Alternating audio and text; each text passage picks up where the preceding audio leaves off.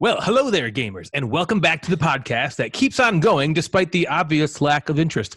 Seriously, if our downloads were any lower, they'd steal my identity. If they were put in the form of a famous person, they would have gone from Brad Garrett to Peter Dinklage in just a short coronavirus-like stint. Listen, everyone, this is a cry for help. Please do your part to listen to us over and over and over again. Just put the same episode on repeat all day on a seldom used computer up in your attic or something. We didn't realize how Horcrux attached our self-esteems were to our downloads. Back in December, January, and February, we were riding high. We were the 97th most popular tabletop board gaming podcast out of Commerce, Michigan in the age 30 to 31 bracket. And we were enjoying all the fame and adoration that came with it. People were recognizing me in the street. Well, not so much the street as in my daydream, but it was the same kind of thing. Restaurants, they weren't calling the police on me for not paying anymore and were just rudely kicking me out. Then the coronavirus came on and hit us squarely in the nutsack that we keep tied around our waists to feed squirrels. And our downloads plummeted faster than an old man after the 4-hour Viagra mark. But do we care? Yes. Oh my God, do we care? Yeah, kind of. I know, kind of. No. I'm making it sound worse than it is. We really seriously only do this because it's fun for us. The downloads don't matter. Who wants to be popular and talked about constantly from all their gaming peers they hold in high esteem? Who wants everyone to hear their show and write in telling them how great they think they are? That crap is for losers who want to make something of themselves. But us, we just want to listen back to ourselves and not yell at past us for saying too many times. Is that too much to ask? Well, with coronavirus, we've gotten our wish. A handful of downloads, that's probably just us listening back to ourselves, and deep, crippling paranoia.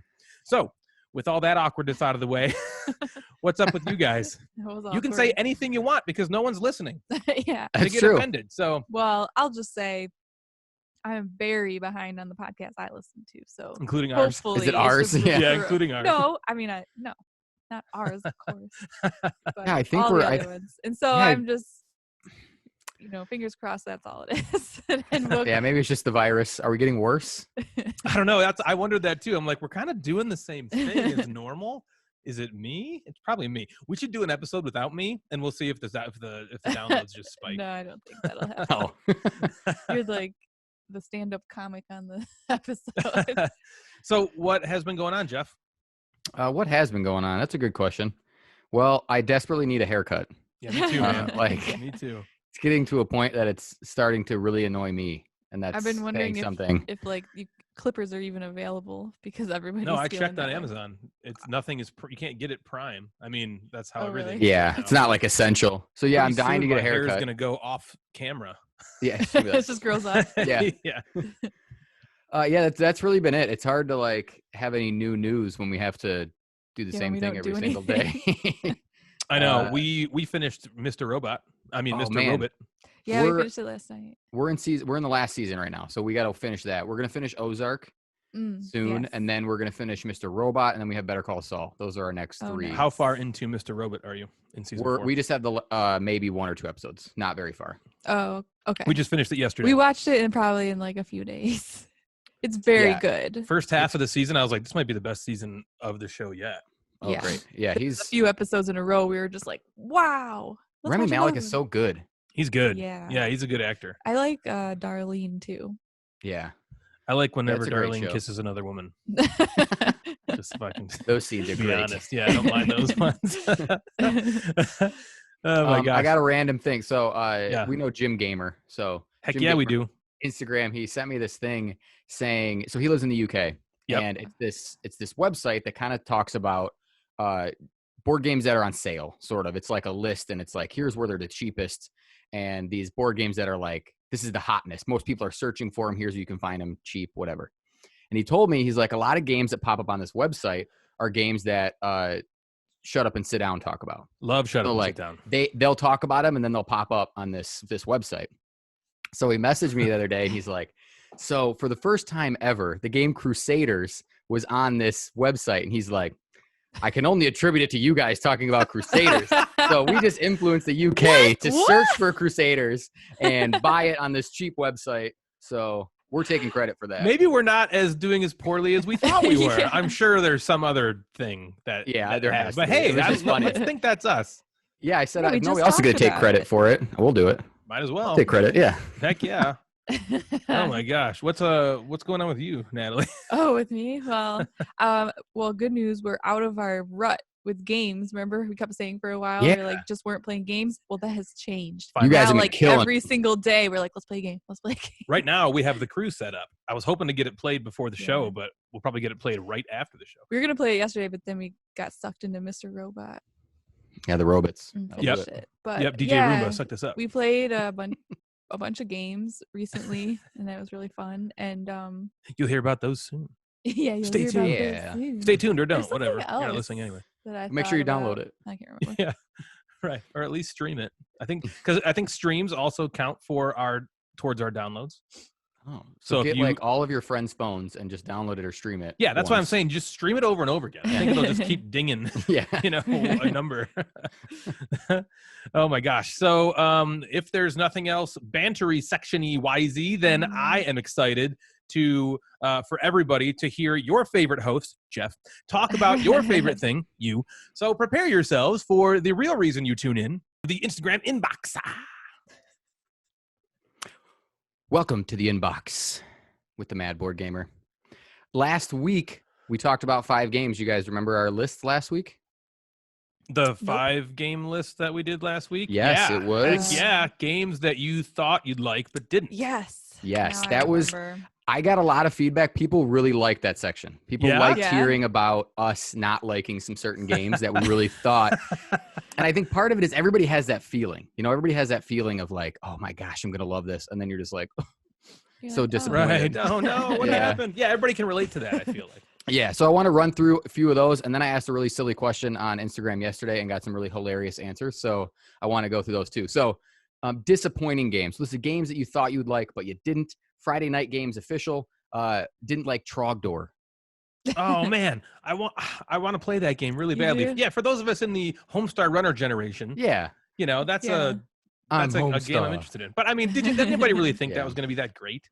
No, I think it seems like it's just like a gimmick, right? Yeah, just like to have it. Right. Trivia Geek didn't like Raccoon Tycoon. Okay, I've heard good things about that game, but me too. Is that a train game though? I don't know. I thought it was like an economy type of game. Oh, is it? Okay. I don't know. Maybe I'm wrong. Yeah, I don't either. And Natalie, I don't want to. This is the tough one. The McMeeples, who is great listeners, they don't like Castles Burgundy. They're the one. Yeah, I mean, we did do a beatdown of it, so we know there's people out there. Yep. No, that's a divisive game. I mean, for all the people like us three who really love point salads and Euro style games, there's just as many people who think that's the worst part about a Euro game. I get it. Yeah. I mean, I don't get it, but I accept your You understand opinion. that those people exist in the world. You have opinions. So you don't hate the McMeeples. No. Yeah. Being Friends official was very disappointed in War of the Ring. Oh, darn, really? that bums me out because I want to play that so badly. Do you have it, don't you? Yeah, it's on our board. Dude, I've had it for like 8 years. And I just cannot get that sucker to the table. Well, I guess hopefully it won't disappoint you. Yeah, we'll see. Emotional Cyborg, disappointed in Wingspan. Yep, I can understand that. That I think is a victim of hype, right? Yes. So you hear about it. It's kind of like how Breaking Bad was for me. Before I watched Breaking Bad, I didn't watch it until it was over, and so everybody was like, "This is the best show that's ever been," and I was like, "Oh yes!" And I watched it, and I was like, "It was a good show." I don't know that I would call it the best show ever, Yeah, got hyped because up. I wasn't involved. So Zim V 2.0, Joey, she was disappointed in Pandemic, which so am I. Yeah, I was too. Well, I mean that's another one where that came out in like 2009, I think, and it was like the first really big popular cooperative game. And so, now here we are in 2020, 11 years of improvement on, just the cooperative genre in general. I can see going back not being as enamored with it. Yeah, I agree with that. Bad board game covers, one of our favorite accounts. Disappointed in First Martians. Everybody's disappointed in First Martians. Really? Yeah. Everybody hates that game. Speaking of bad board game covers, you guys we should fill out I fill out that bracket all the time. You guys should fill out his bracket. How the heck do you do that? I don't know. I feel like we were I don't know what is wrong with me. Remember? I vote on here's what I do. every single cover I get, and then I see his bracket, and I'm like, what am I? How do I? So here's what I do: is he posts a thing, I take a screenshot of the empty bracket, and then I put it into my Instagram stories, and I just draw on I type in who's going to win each thing, and then I just save that picture and I send it to him. Oh, so we should do it. Okay. The three of us should do Absolutely. it Wait, so what? because I've done it. I just haven't won. I'm bad.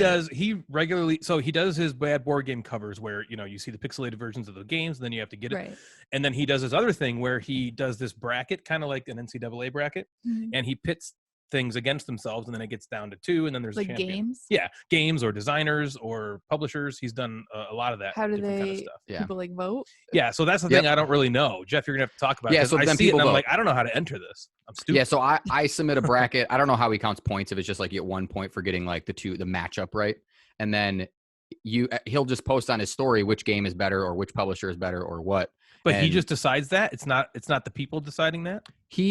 So for at least like the Spiel des Jahres, he went by like BGG rank. So right now he's doing like co-op games. So the number 1 ranked co-op game is Gloomhaven. Gloomhaven, yeah. Mhm. So that's like that goes against the number 16th ranked co-op game or whatever the number Which is, you know. is Yeah, phenomenal. yeah. Managers of Madness. Yeah. So then he just like then the thing will go up there and everybody will hit who they're voting for and I'm looking at this video right publishes a now, winner. and I really think this is my good side. Oh. So I'm trying to like kind of keep my head this way. Yeah. So So when I go anyway, check it here, out. this Check is out my- Bad Board Games covers will My B side. His yeah, brackets. that sounds fun. I B-side. thought we were gonna do a bracket something at one point. We were gonna for one of the games that we did, and it just I don't think logistically it works very well with just the two of you. If I had Yeah. joined in, maybe, but I don't So know. where do we get this blank bracket? Well, he I'll send posts you the them. next one. Yeah, Okay. I'll send you Yeah. the next one. Yeah, Yeah, I'd like to do I it. feel like such a Luddite. I have no idea what I'm doing. No, I got you. Yeah, all right. All right, I'm gonna He's keep the going. Instagram inbox mad board gamer guy, so he knows all Boom. about. Yeah, I don't know what you did your stuff. Instagram last week when you like couldn't read things. What happened? Remember you sent me this thing that was like, how do I read the rest of the responses? Oh yeah. Oh yeah, I don't know what you did. comment. Yeah, that's a problem with my. It's like nothing like the iPhone, which is. Yeah. God, I sound so old. The iPhone. How do you read this How reply? do I handle this newfangled contraption? I ended up figuring. Well, it out, I mean, though. everything that Yeah. the internet said was not like it was. Just Yeah, not right. Everything we looked up was what not we were right. seeing. It was. Yeah. It just. I ended up being able to see the responses looking in my, your notifications section, Yeah, that's weird. which is weird. Yeah. Yeah, I don't know. So who Yeah. knows? All right, continue. We're learning. Okay, Sergio in the Philippines. Yeah, is there Joe? Maki Koro didn't hit for him, or Machi Koro. I was going depending to say on how you wanna Maki it. Koro. I wonder how Yeah, that's pronounced. I've Machi always Koro. called it Machi Koro, but I don't know if that's right. Yeah, who knows? I get that. Yep, that's another one. That's kind of a gateway-ish game. Yeah, I in think my if you're beyond opinion. that, right, that can and be if very you disappointing. play it, yeah.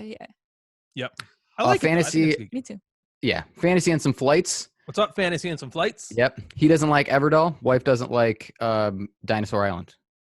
Huh. Oh no, it's the other way around. He doesn't like Dinosaur Island. Oh, Wife yeah. doesn't like Everdell. Dinosaur We are with him Island. completely on Dinosaur Island, and sort of with his wife on Everdell. The last play for us for Everdell was just disappointing. Man, I've had great plays with that every time. That's so good. I'm excited to play the new expansions. For That's that. what sucks is we played it. We played it recently, and we were like, eh. And then the Oh. expansions came like Yeah. the next day. We were like, oh no. Like, Oh, oh no. shit, what do we do now? Maybe it'll That's- come back. Yeah, maybe yeah. we'll We're gonna give give it more it we're gonna chances. give it It's another just shot. too pretty Yeah. to just give up on. Kind of like you, Oh, because I want to leave, but you're just too pretty. yeah, you're just too pretty. Thanks, I guess. A new user. We haven't heard from this account before. This is at 2 New Meeples. Okay. Oh, thanks, new user. Yeah, it doesn't like the Castles of Burgundy card game, Okay. which I have not played. Yep, I I have. have not played It's it good. either. I think it's good. That game, I think I reviewed on the podcast back in the Jeremy days, and I remember my exact words for it was, "Why does this exist?" It Yeah. was good, but it was still a humongous table hog, and so I was like, I don't really understand what its purpose is, because usually you think when you got a card game like Castle of Burgundy, the dice game, you have played, right, Jeff? Yeah, That one's a roll and write, and it Doesn't distills take up a lot of space. and it distills Castles of Burgundy down into a dice game, and it's different enough. But the card game is almost exactly the board game, and it's just as big, and it takes just as long. And yeah. So just play the regular game. Yeah, so it was good. Yeah. I honestly, I think what I remember saying about it was, if you only buy the card game, I don't think you need the board game, and vice versa. It was that, like, I liked it. It was Is good. that- Yeah. Yeah, similar. I just didn't think you needed both. At Baird Game Family doesn't like code names. We're disappointed with code names. Wow, that's surprising. Yeah. I do hear that more than you'd think. Really? And the only thing I Yeah. know about this account is that Mrs. Baird was my second grade teacher. So I don't know if that's the She doesn't same like code family. names. What's up with that? So just let me know if that's you. At John Alexson was disappointed in Merchants and Marauders. I've heard a lot of people Yeah. disappointed in that game. Yep. I've heard the same. My board game time disappointed in Root. Oh no. I know, We but it's still so We haven't beautiful. played that yet. We got to play that stuff. Oh, yeah, you guys do We're gotta just- play that. We're too scared to like. We just feel like we've heard it's a lot of like stuff to learn for each faction or whatever. Yeah, I mean, well, Yeah. and there's only two of us, Joe, Board Game Madigan has told us that I think the designer maybe recommends that you play, like, if we play 2-player, we play, and then we reverse the factions and play the other faction that the opponent played or something like that, and then like that's the way you're You supposed play to it do it. twice. Yeah, I think like you play back it to back. twice. You play it. Yeah, it was something like that. So that's not a Yeah. kind of interesting. Yeah, that's on our shelf of shame for sure. But Yeah. hopefully it's not a disappointment. Yeah. Gaming with Santana's would have one in common with Ryan Scythe. A little disappointed in Scythe. Okay. I know that was not one of your favorites. Yeah, I didn't even not like it. I played it with you and your brothers, I think, Jeff, actually, for the first time. Yeah, we did. And I remember liking it. I just remember thinking, honestly, I was like, this reminds me a lot of Terra Mystica, or what I like about Terra Mystica. And I've heard that Jamie Stegmaier was inspired in part by Terra Mystica, and I love that game. So I was like, I think I'd just always rather play Terra Mystica. Yeah. Kind of Jones Theory did. Makes sense. Jim Gamer disappointed in Terror Below, which I've also heard some people disappointed in that game a lot. Yep, looks cool though. Justine Velasio. Ooh, Velasio. Disappointed in Eldritch Horror. Yep. Okay. I played Yeah, that one time. I remember not thinking it was super cool. Yeah, I like Eldritch Horror. It's like Arkham Light if you don't want to play a whole game of Arkham. You like it better than play Arkham? 5. I wouldn't say I like it better. I would say it's different enough where if I don't want to play a 4-hour game of Arkham, I would play Eldritch in 2 and get the same sort of feeling from it. Right. Okay. SD Bram, also a teacher, didn't like Scythe again. It's another one. 2 for Scythe. Haskell Jr. Azul. Mm. Disappointed in Azul. Yeah. Okay. It's another hype machine. So I Yeah, guess. it could and be it's so hype. complicated. I mean, you got to be part of Mensa to even understand the rules. So Oh, right. Yeah, of course. You guys, do I have resting bitch face? I don't know. no, I'm looking right now, and I'm gonna try to. no, Just trust like me, you smile. don't. There You go. trust That's me. better. I've had a lot of Zoom calls with people at work, and it's for some of them, their resting face is a literal like. That's because they're frown. miserable. They're on a Zoom call for work. Yeah, that's true. That is terrible. All right, last one. Penelope Okay. Gaming, disappointed in Crystal Palace. What? Stop it! I don't really know Ryan. much about that game, but I don't know much about that game either. You I- don't have resting bitch face. Well, I not now, promise I don't. you. I Jeff, promise. Jeff coached me. Now I'm good. Now you look now great. you look like a crazy Crystal person. Palace. Crystal Palace. I'm Yeah, just just don't happy. move your mouth. You'll You look. look like you had plastic surgery. Yeah. Okay, so I want to read some of these. I asked a question last night, and I got a bunch of responses. Yes. So what do we got? the question that Ryan and I kind of talked about yesterday was, if you could destroy a game in some grandiose way, a game that you hated, how would you do it? Yeah. Here's some of the answers. So I'm going to save the best one for last. Because it's pretty funny. Okay. Miss French Toast. And I knew. Jim- I know. knew for a fact. I'm like, for some reason, all I could think of, I was like, Sam's gonna answer this one. I don't know why I knew that. Yep. I just knew that. Yeah. So both Miss French Toast and Jim Gamer took a little shot at Trump's rant the other day and said that they would take the game that they hate, which for Sam was Unstable Unicorns, and Jim hates the new Mousetrap game. Apparently, you would- I didn't know there was a new mess. me either. He said it's like I cheap. love The parts that are they yeah. hate.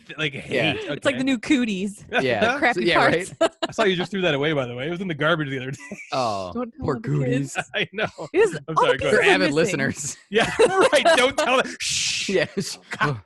The kids are our Oh, 2 so they would downloads both- per week. Yeah. So they would both inject the game with disinfectant. Is what they would do. That's funny. Nuclear Knight, our buddy Peter. Yeah, Peter. He was really very nice because he answered me, and then I said, "All right, what game would you want to do that to?" And he was like, "I don't want to pick a game because people work really hard on it." So he was very Aw. nice about picking a game. He's But- like the nicest guy there is. Yeah, if he would do it, he would take a game and donate it to a grade school. and just, where it's just going to let get destroyed. It's like the Yes. Happy Home. Yeah. Or what is that? In Toy Story 3. Yes, where they and Yeah. they just they go like in the preschool. room where and it's just Yes. like, Yeah, as just the kids slowly come and destroy you. destroyed. They just come in from like they're playing outside and they're just like, Rah! Yeah. Yep. Mr. Days 1607 would want to douse scythe in gasoline and fire a flaming arrow into it and watch it burn. Flaming Awesome. arrow. Awesome. Yeah. That's a Lewis, good that one. is awesome. Yes. Gaming with Santana's wants to take Cards Against Humanity and take every card and lay it out on his grass and then run it over with a lawnmower. I feel like that's a Cards Against Humanity card. Yes. Yeah. Yes. Running over the game with your lawnmower. Yeah. That's good. And he That's wanted to hilarious. make sure he mentioned, he's like, it can't be a windy day. I'm like, of course it can't be a Right. windy Yeah. day. They gotta get Turn what's it coming into to them. mulch. Yeah. That's like a literal beatdown. Yes, that is. Yeah. Some of these are. So if Mythoron BGG, Feast for Odin, would like to burn it in a true Viking pyre style. Thematic. Yes. Yeah. I need Well wood. done. Bring me wood and oil. Yeah. Both Family Meeple and Joey, who is Zim V 2.0, wants to destroy Monopoly in Office Space style. Beat take out. With it the like the bat. copier or the Yep. or the fax machine or whatever that was. Yes. Yeah. In an open field. Yeah. Just In slow mo. yeah. Slow mo. With like rap music or whatever they're playing. Yeah, it's great. That's so funny. Emotional Cyborg had a very. Emotional Cyborg might need to like calm. Uh-oh. Wants to take Monopoly or Candyland, one of those types of games. Sure. Wants to make little guys out of the components, give them faces, and then burn them. Wow. And then take the ashes and put them back in the box and burn the box. Very well thought out. Very That's what I was well hoping thought for. out. I wanted people's like murdery sides to come out. Yeah, That's what we got. this is a little Lots of- crazy. Lots of burninating. Yep. Never bored No. of gaming, wants to take Munchkin and throw it into Mount Doom. I like- From whence it came. Yeah. All right. So this is Nestor's answer. We might have to do some beeping, but I'm just gonna read it. Do it. No one's Let it listening happen. anyway. So. Yeah, no one's listening. So- Who cares? He said, I would trash the game of fucking life. He says, I played the shit out of that game when I was a kid. And I was like, I was like, I'm going to be rich and have a nice family and a big ass house. Fast forward 30 years, not rich, family's a pain in the ass, and I live in a condo. They lied to me. Part of that was your delivery. Great job. If that makes sense. It was. I thought that was so funny. He That's did want. He really did want me to funny. make sure that his family is a pain in the ass is an exaggeration. So Yeah, Yeah. you're right. They're if really his just a pain in family the is butt. listening, he loves you. But He loves that- you, just- but it you was so weren't as funny. good as But his cool family it. in the game of life. yeah, man, yeah, the pegs. That's hilarious. So yeah, so that was the Instagram inbox. I think we had fun doing the funny questions. So we'll maybe ask a silly question every episode or every other episode or so, just to kind of Yeah. see how creative people can get. I was That's trying the to good think like stuff. what game would I That's the hate good enough stuff. to like destroy in a grandiose way? Yeah, mine would have to be some sort of like train game. It'd have to be run over by a train, right? I have to like Yeah. tie it to train tracks or something. What games do I hate? Or just put a train game in a car forever, and then it can never be by trains. Boom. Mine would, I guess, be that music game that I. beat Oh, that you down rated last like a time. nothing. Yeah. Yeah. But like, what would you do to it? Something to the tune of "We Will Rock You." What's that scene in in that? What's that movie by Quentin Tarantino where they play "Stuck in the Middle with You" and the guy cuts his- Reservoir Dogs. Yeah, Reservoir Dogs. Mm. Maybe I'd do some Reservoir Dogs. Like I'd like Yeah. sit that game in a chair and I'd dance Just- around it to "We Will Rock You" and then slice it and then just torture. and then just it. like Yeah. completely slice it up during those songs. I like that. That's right. good. Yeah, I'd Reservoir Dogs it. Yeah. So that was the inbox. Awesome. week. Nice, I like it. Fantastic. So now let's jump into backward style. Some games we've been playing. I wanted to give this a little bit of a primer because, whet your appetites for what I want to say now. Because, like Jeff said, we typically go first with the new hotness. So I want to start off with this new hotness we played. So let me tell you about what. I don't know. I'm a little uncomfortable because why did you switch things around? I don't understand. Honestly, the reason why I wanted to get so this episode is our 40th episode, everybody. The big 4-0. Yeah. How did we not mention that yet? Yeah. So it's not really a milestone, but what not a big deal. there's going to be a surprise happening at the end of this segment. And Ryan's really 40 years old. not yet. I'm getting there. I did He lied for to me a about while. his age. I thought so. I'm 37. I thought I was 38. And Natalie told me a few weeks ago, she's like, "No, you're 37." And I was like, "I am." And I felt like the fountain of youth. I was like, "I just lost a year." It was like the greatest, like rolling back the clocks that's ever happened. Like, oh, we fell back. I fell back a year. I'm only 37. Holy shit! It was amazing. Really, I'm just getting old and stupid. But anyway, so I wanted to just kind of switch things up a little bit. So I thought, I wanted to hear from the people and see how that went first. It was really pretty arbitrary. Oh, okay. So there's nothing to be scared of. Don't worry. Okay. Anyways, back to the hotness. So about 2 months ago, I got an email because I'm on Plaid Hat's email listing, right? And they sent me an email and they're like, you can pre-order Forgotten Waters right now. We're ready to get pre-orders. And I was like, what the hell's Forgotten Waters? So I went to Board Game Geek and I looked it up and there wasn't much on it at all. Dude, there was like it was like nothing. So I was kind of like, well, how are people even knowing about it? But there was a few comments. And the comments were all like, this is like the coolest game I've ever played. This is giving me an experience like I've never felt. This is so good. I cannot wait till this comes out. And so that's about all I ever need. So I pre-ordered it.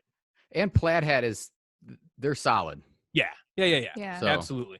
And they have just also, didn't you say, maybe you mentioned this before, Jeff, but they seceded from the machine that is Asmodee. They bought back did. their. Oh, right. Yeah, I think Jeff. Yes, they bought their own episodes warehouse. They're in the process of moving everything into their own warehouse. That might be done by now, but yeah.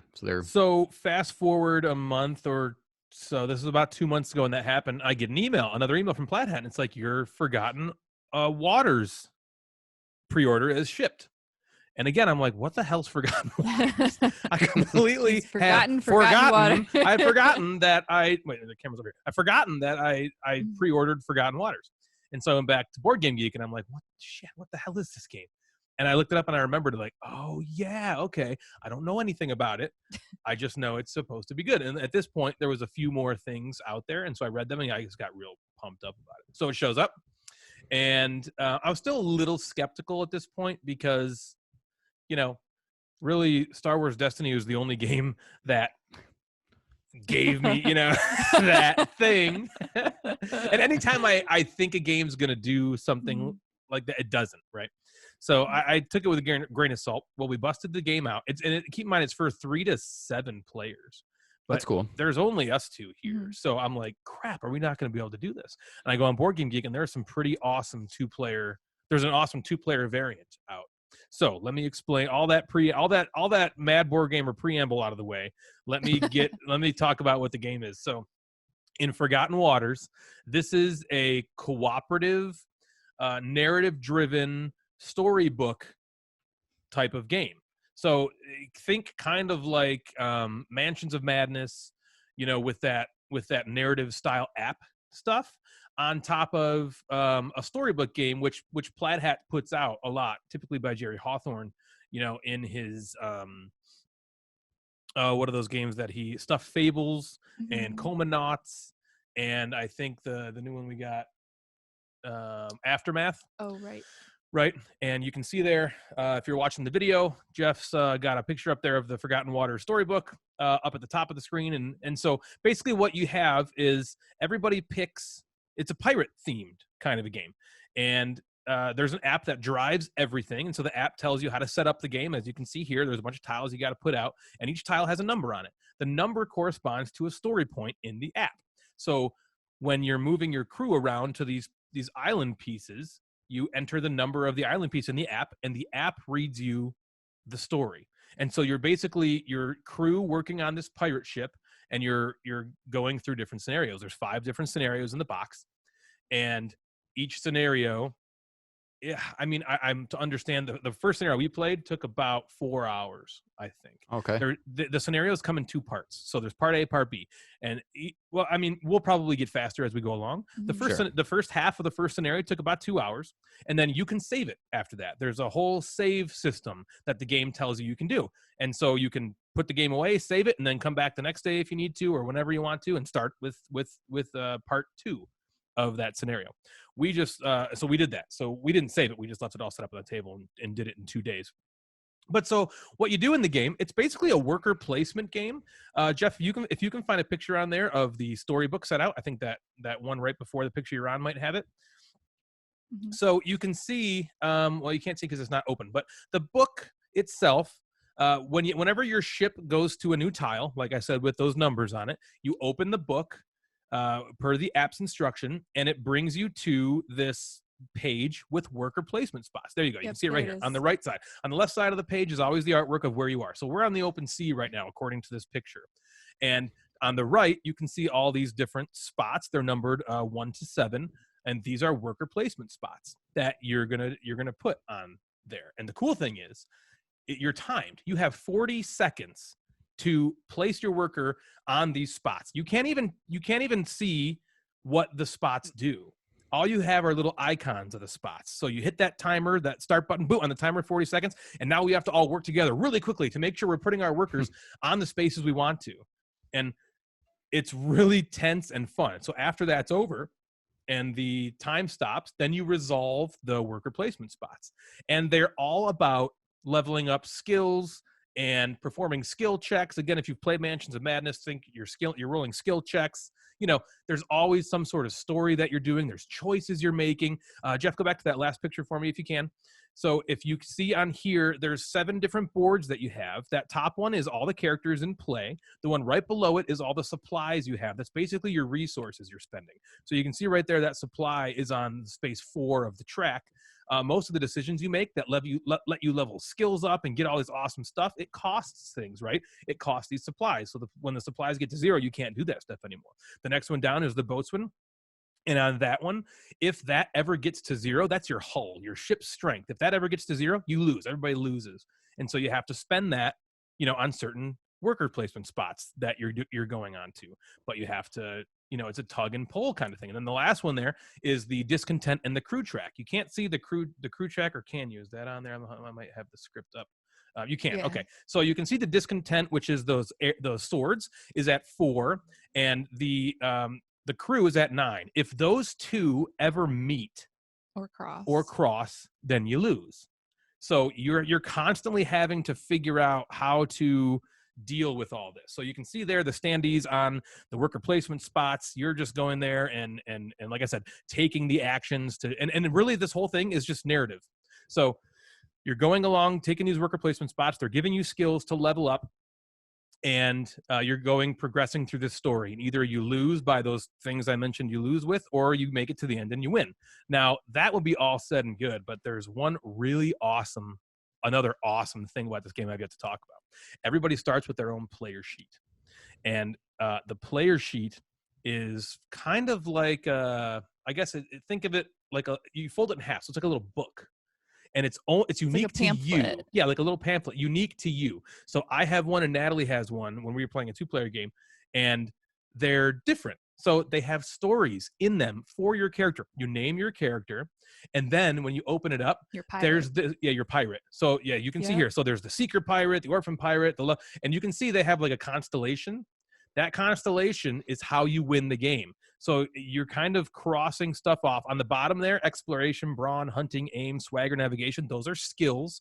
Once you level those skills up and you cross them off. So, I'd take a worker placement spot and it says, okay, you get exploration +1.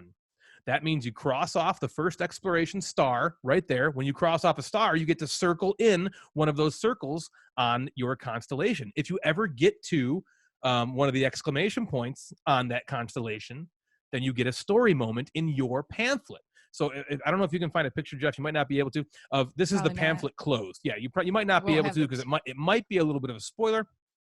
If you can't, that's fine. I'll tell you exactly. I won't tell you exactly what it is. But if you open your pamphlet, there's 5 questions, and these questions you're putting your answers in a Mad Libs format. It's so cool. So it'll say like think of a large animal. And then you write one, and then it'll be like, think of something that's collectible. That's, and so you write in something like that.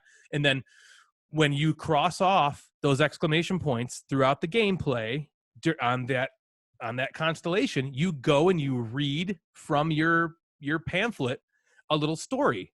And the story uses those Mad Libs you wrote in the beginning of the game throughout the story. And it's so funny, It is funny and cool, and just a really interesting way to do that. And it's so awesome. So the game is 100% experiential and story driven, and the mechanisms are fun. It's worker placement. So, but manipulating the supplies track and the bosun track and that stuff, that's not the fun of the game. Like a lot of games, like we'll talk about in a little bit, but like playing Bruges or Teotihuacan, the fun of the game is manipulating the mechanisms, right? This game, the fun of the game is experiencing the story and the whimsy. I've never seen a game like this before where you're writing a Mad Lib and using the Mad Lib throughout the game. And that's part of the experience. And it's just so fun. And like a game like King's Dilemma, you have to balance, because this is cooperative, but you can still lose. So you have to balance what's best for you versus what's best for the group. Does that make sense? Yes. So first off, things I loved about it. I absolutely loved the fact that if you're playing with the app, it reads everything for you.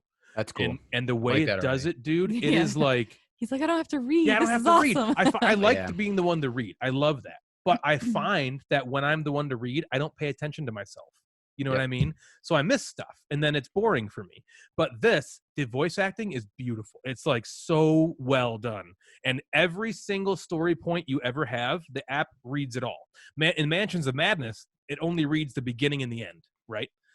Nothing else is read to you. You have to read everything else yourself. Yeah. In this game, everything is read to you or voiced to you. And so you get to sit back and listen to the story, and then you make decisions to react to it, right?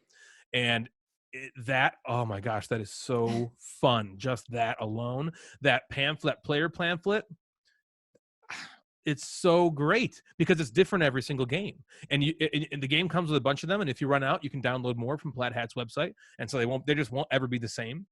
And that's really cool. And it's also really, really, really awesome how the game looks. I mean, it's Plaid Hat.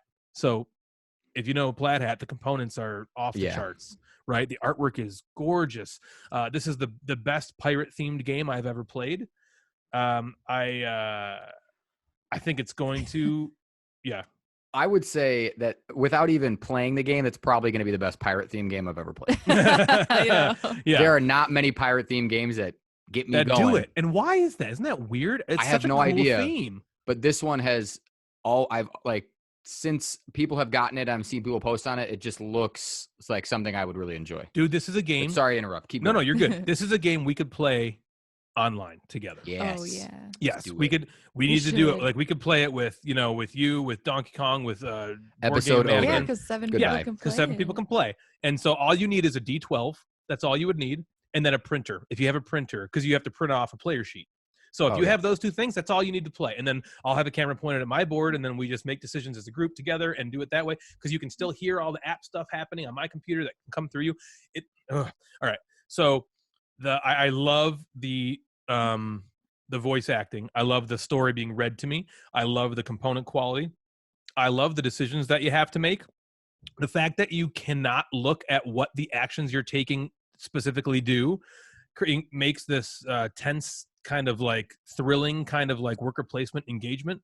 At first you think like, what the hell? I need to know what this is, but you don't, because they have icons that kind of tell you what might happen. Mm-hmm. And so you make your decisions based on that. And if you don't do it in time, you start to lose things. I think your discontent goes up if the timer runs out. I don't remember because that never happened to us because we kind of cheated.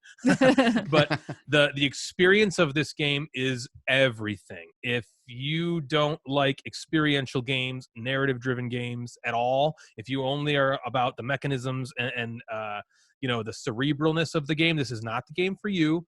That's not to say the mechanisms are not fun, because they are. It's a well-done, well-designed game.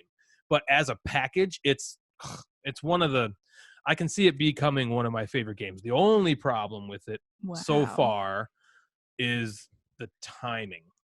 4 hours is a long time. I mean, I'm sure we can get that down. I'm sure we can. Yeah. Well, I mean, we split it up over 2 nights, but like I felt like we could have. We were having so much fun that we were like, let's just keep going. But we didn't. But it's actually funny, like the game is actually funny. Yes. It is. It's hard. That's a hard thing to do in a board game. Yeah, you were like laughing a lot. I was cracking up a lot of the text. time. Yeah. So things I didn't like about it, that the time is one of them. The mechanisms can feel a little bit samey after a while. You're playing for 4 hours. You're doing the exact same thing. You're moving your boat. You're finding a tile. That tile is going to lead you to a story point in the book, and you're putting your workers out on these worker placement spots. There's not many surprises mechanisms wise, and then the worker placement spots are more or less the same. So far in our first playthrough, which we went through a lot of different pages, they're more or less the same. You go to one spot and it's like, okay, choose between these 3 things, which is fun because you get to decide, like, what do we need right now? Yeah, I was going to say, roll a die, do a check. Yeah, so I'm not trying to cut you off. No. Roll a die, do a check, and then depending on what you rolled, you get more or less options. And it's fun, but after a while, I can see the mechanisms getting a little bit. So the story needs to carry this one. And so far for us, it has. So I loved it. I'd rate it a 9, I think, after that first thing. So what do you think? What do you think, Natalie? I loved it too. It was really fun. I felt like we've tried other games that were kind of similar to this, and none of them just ever hit. We were always disappointed. And this one, it hit hard. like you said, it has it all. It has the app in it, which I love apps in games.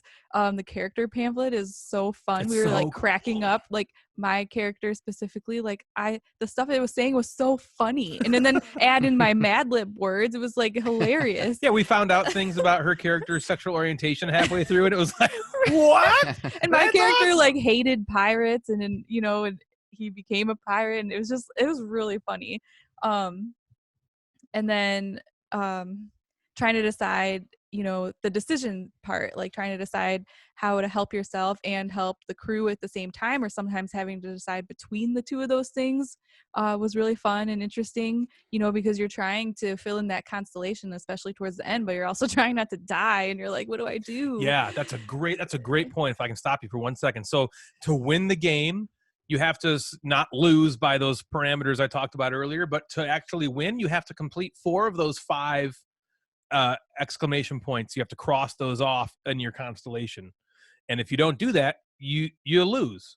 Other players can still win, right? So the thing is, in a 2-player game especially, anytime you go up a skill to cross off another thing on your constellation, you lose resources.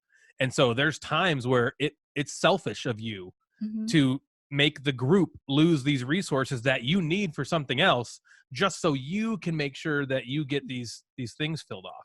And it's kind of like King's Dilemma in that way, Jeff, if you can think about it, where the whole group's like, what are you doing? Wait a minute, you're gonna lose this resource just so you can get a thing. And you're like, ha ha ha, I need so if Bill played this, he wouldn't care about anyone until he's good. And then you know what I mean?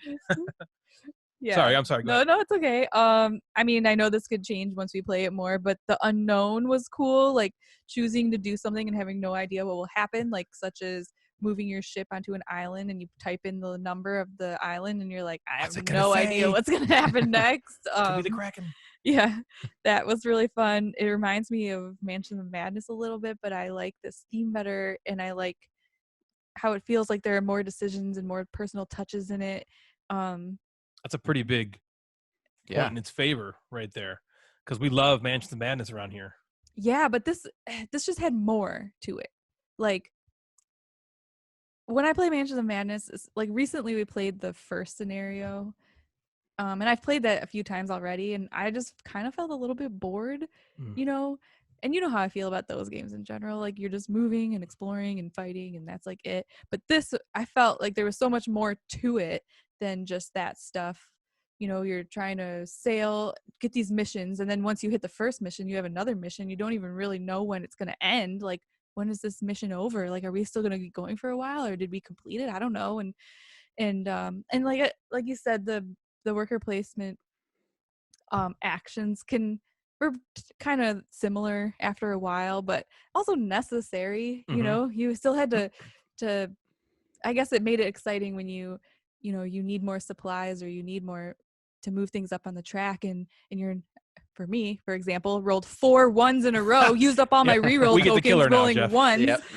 Like stuff like that. And you're like, no. That was so unlucky. On a D12, I was like, what are the odds? She rolled 1. No, you rolled 3 ones and then a 2. Yeah. She rolled 1 Oh. and then she re-rolled. She's like, I'll re-roll. And then 1. She's like, are you kidding me? She's like, well, I have another re-roll token. She re-rolls it. 1. And then she's like, oh, I'll use a different die. And then she re-rolls it. 2. I know, Like, that was terrible. it was so bad. But stuff like that where you're and when you're marking off your what are they, like the navigation and what is that called? Yeah, your skills. Your skills, that helps you towards the end of the game because that just gives you additional When you cross points. a skill off on that sheet, It's like a permanent. it gives you so usually when you Skill. upgrade a skill, you immediately then roll a check in that skill. So for instance, it'll say exploration +1. So you check off exploration. Then it says make an exploration check. Whenever you make a check, you roll a D12 and then you add to that number. Say I roll a 7, you add to that 7 any check marks you've made on your, so you just got Right. 1 more. So say that was my first exploration check mark. I add that 1 to the 7 I rolled, 8. Right. And then you look at any treasure cards you might have, and there might be bonuses there. So you're adding all that together to then give you the final Right, result like of towards check. the end, there's points where for certain skills I had 8 before I even rolled a die. Right. You know, This is Forgotten Waters. We're talking about Forgotten Waters. But yeah, I mean, I loved it. I love every part of it. Even, I mean, like in most of these narrative games, usually the text, like in Clank, even like we're like, yeah, we don't care about like the story that much. It's kind of boring. It is And kinda like boring. in this one, I'd say that was like the worst part of it, but it wasn't even that bad. Like we said, there was a lot of funny parts that made us laugh in the narrative, and it reads it for you, so someone's not just sitting there reading a book. And it reads it for you And well. yes. The voice acting is great. So overall, I loved it. I want to play it again. I want to play all the scenarios. Yeah, me too. Really bad. So that's Forgotten Waters, guys. Jeff, I think we should play this with you. Yes, online. I think you'd really. Man. I think it would be so fun. I think Donkey Kong and Deepwater Joe would love this as well. I think we should organize a group of us AKA and your do brothers. this. Yeah. Yeah. So Yeah, that'd be cool. It sounds great. yeah, And it good sounds like times. even for like your like complaint of that, the things start like worker placement stuff kind of feels the same, but that's not like the game.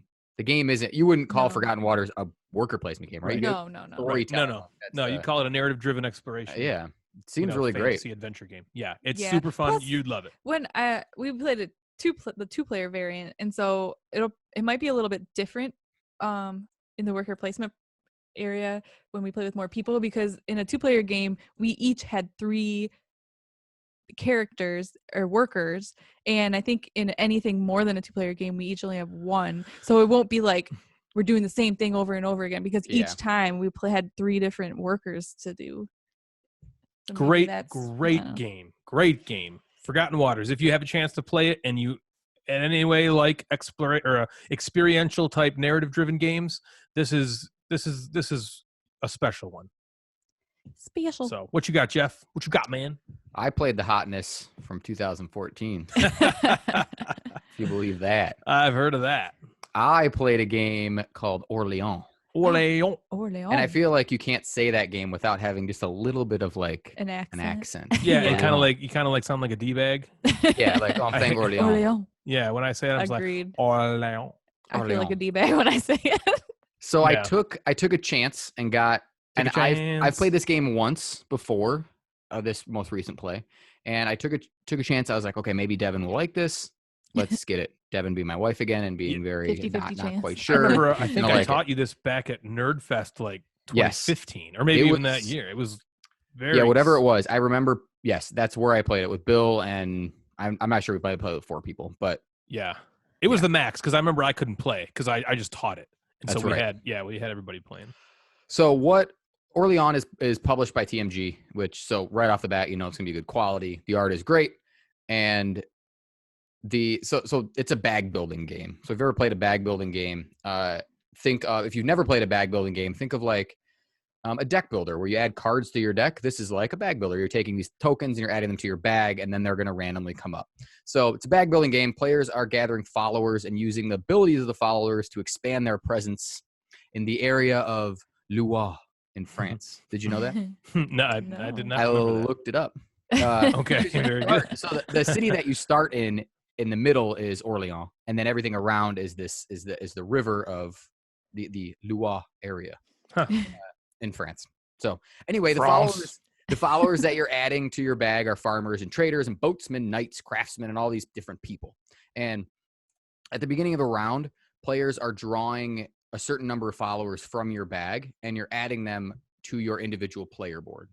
If you're watching the video, you can see the individual player board, and you take those tokens, and as you add them to the different spots, you have a variety of actions that you take on your board. So each action might take 2 or 3 of the certain followers, and once you've placed them all, then players go back and forth or around, taking actions that you have completely filled up.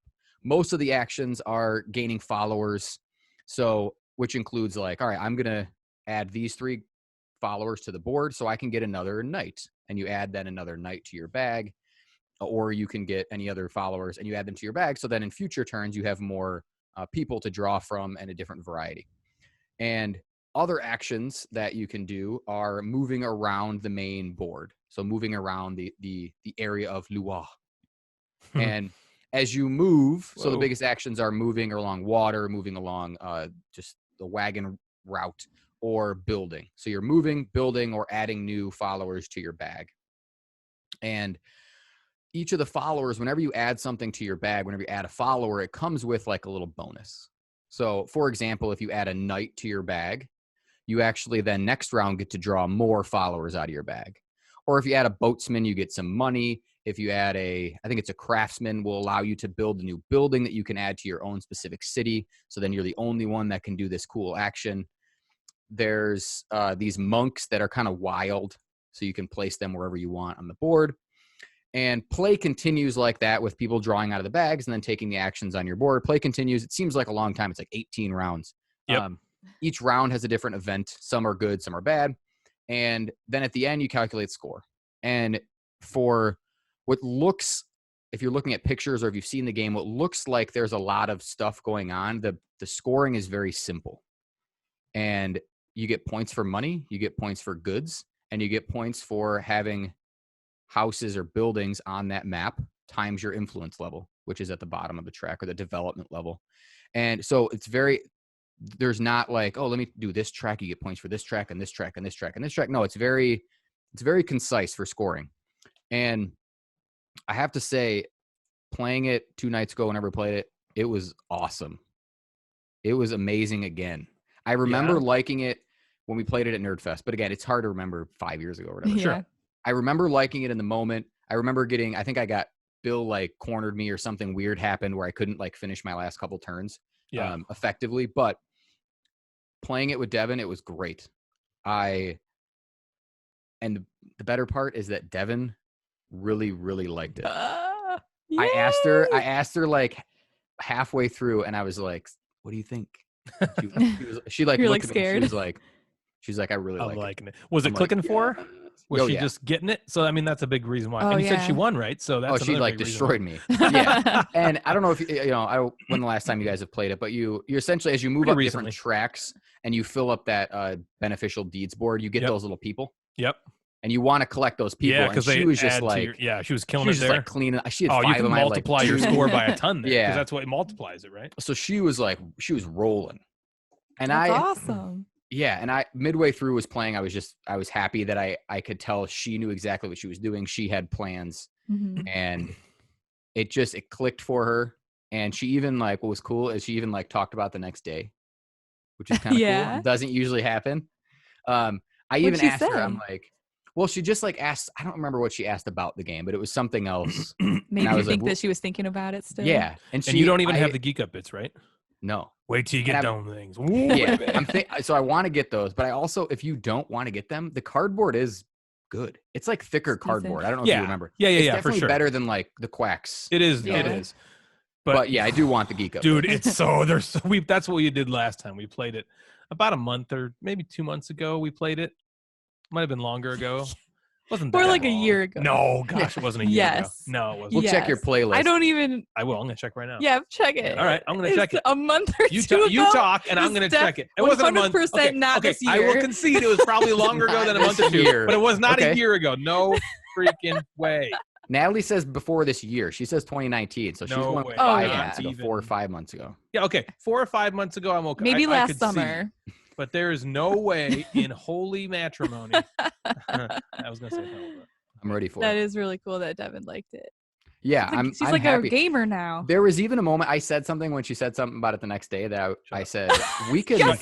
shut your mouth. Wait. Shut your mouth. No, shut your mouth. March 6th. I just forgot to record. 2019. No, I just So forgot to over record a it. year ago. No, I just forgot to record it. Yeah, right. He's so bad with that stuff. He's like, yeah, it was like 2 days ago. I'm like, it was like 4 years ago.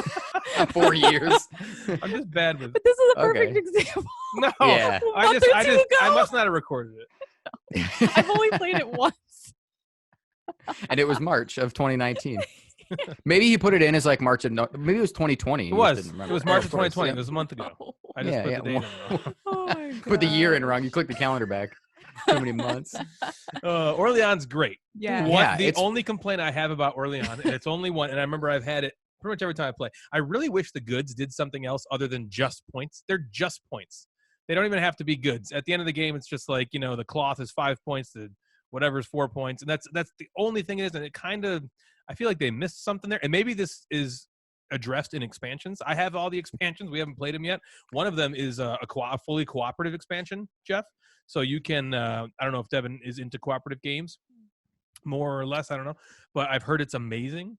And so I really wish they did something else with the goods. There's all those tiles. I do believe in one of the expansions. Again, I haven't played the expansion or don't own them, but I think that there is a contract sort of thing with the goods that you can turn I'm those surprised into. there wasn't in the base game. You know what I mean? Because Yeah. there's so many of those contract tiles.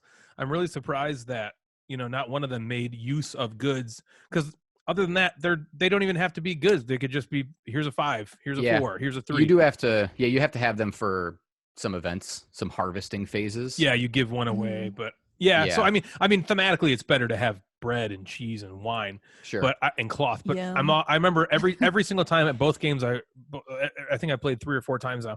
Every game, I'm like, that's a little bit of a letdown. I really wish that they were just not just points. Yeah, I think, and I wouldn't quote me, not that anyone's listening, but the I think that one of the expansions has like a contract thing where you're turning those, you can turn those things for points or to fulfill. Yeah, or make some. Yeah, thing. if you have more, if you have 5 of these, you can get this instead of Yeah. using them for point. Yeah, that would be And cool. The only and I don't have, this isn't really a complaint, but it can be frustrating when you don't pull anything you want. Yes. Mhm. But Quacks. that's the game. Like the game is, there is some chance, there's some luck in pulling these things, but you're also, I want to make sure I get 5 nights in my bag so I can travel and pull these things out. Because it's not just complete random. It's not like pick a number and roll it. It's, you are Yeah, you creating mitigate your your own own bag. randomness. Yeah. Yeah. It was, That's awesome. yeah. You're making me want to put it on our play again list because It was I only played good. it once. We just played it like a month ago, so I don't. Oh, just know. 1 month ago. And yeah, and I even said A year something to and a month. Devin just recently when she said something. I was like, "We could play it again next week," and she Yeah. didn't say no. Oh, Which it is a that's good rare game to to, play like- back to back. Yeah, If you can get the expansion. But then you don't know have if it's to the Intrigue relearn the expansion, rules. but I've just heard that the cooperative expansion is amazing. That's okay. cool. I'm gonna look Should into the try it. expansions and Yeah. get the geek bits. And I have them all too. We just haven't played with any of them yet. Let's do it. Yeah, we're gonna do that. Cool. So that's Orleans. Orleans. What would you rate that game if you had to give it an arbitrary, nothing meaningless rating? I would say based on just that last play, and also it has to go up a little bit because Devin liked it and it'll see the table more. I would put it like 8.5, 9. I Nice. loved it. Yeah, I had That's a blast. awesome. That's super cool. Orleans. Orleans. So we also played a Stefan Feld condom game. Ooh, yeah. This has been on my shelf. I've played it before, a long time ago. I think I played it with the old group. I don't think you played it, Jeff, or maybe you did.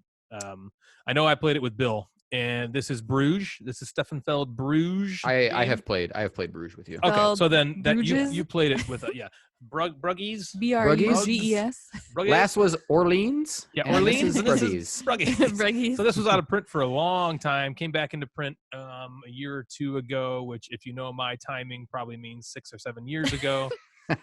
And this is a a game, like I said, by Stefan Feld. So in this game, it's a card-driven game. So the cool thing about this, like every other damn Euro game, the goal is to have the most victory points at the end. The way you do it in this game is you have multi-use cards. Each card can do 6 or 7 different things. You can see all the cards on the table. That's actually a really cool shot. Every card is the same. It's got a person, and that if you use it as a person, it gives you a benefit the whole game. You can use it as a house. You can't put a person on the table unless you have another card already built as a house, which is just the back. And then every card has the same 5 things on it that you could also use it for. Like you could turn it in to get money. You could turn it in to get workers.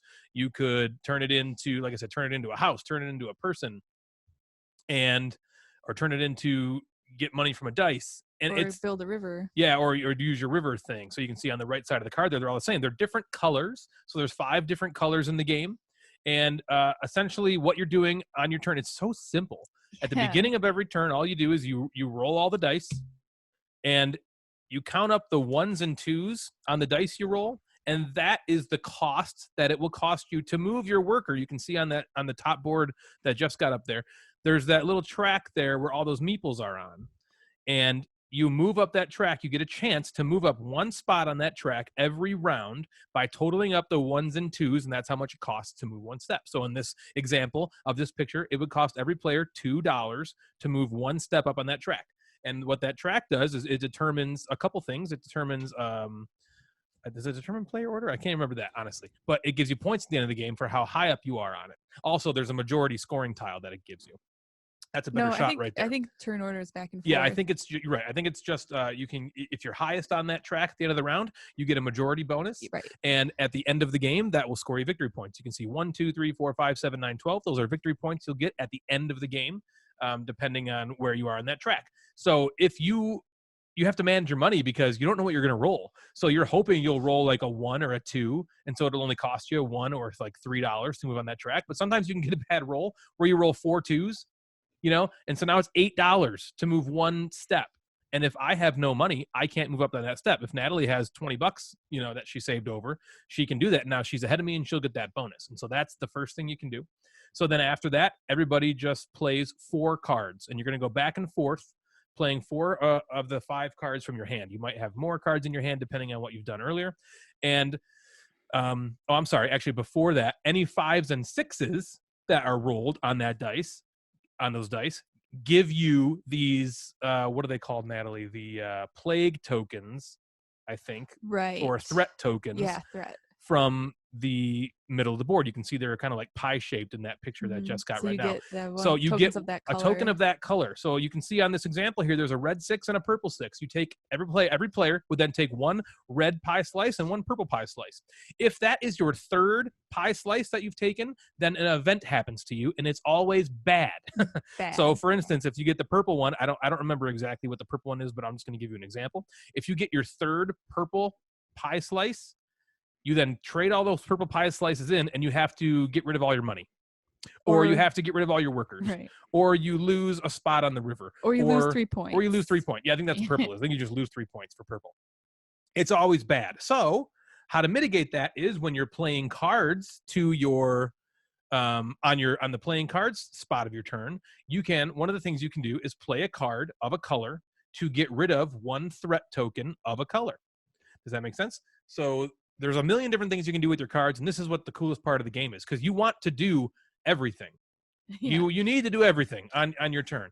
You need to play a guy. You have a card in your hand and it's blue, and you're like, oh my gosh, I need to play this guy because his ability is so awesome for me, and it's going to help me the rest of the game. But you have 2 blue pie slices in front of you, which means if you roll a 5 or a 6 on the next round, you're going to get your 3rd blue pie slice, and that's going to take all your workers away. So you can't do that. So now you're like, oh, I got to use this blue card to get rid of a pie slice. But that's the only blue card in my hand, and I really need his ability. You also want to get that blue card because you can play these things on this river, these tokens on the river, and you can only play them on the river based on what color they are. And so, like, if the next line that you want to play a river token on is blue, that's now 3 things you need to decide what to do with that 1 blue card. And it creates these really tense decisions. And I feel like every turn you're like, what decision do I make? And I might be making it sound really complex, but it's not. It's super light. or it's lighter than you might think. Yeah. I'll say it's a lot lighter than, and it's a lot faster than you might think. In a 2-player game, I mean, did it take an hour with rules? It was fast. I don't remember. It was to the point where we were both kind of like, maybe we should just play this again, like right now. It was really good. Yeah. And so that's Bruges. I really enjoy that game. It's a really, if you're looking for a game to play with, I think it's 2 to 4 players, and you don't have a ton of time, because it's quick, but you want something that's got a little bit of crunch to it, Bruges is a great game to choose.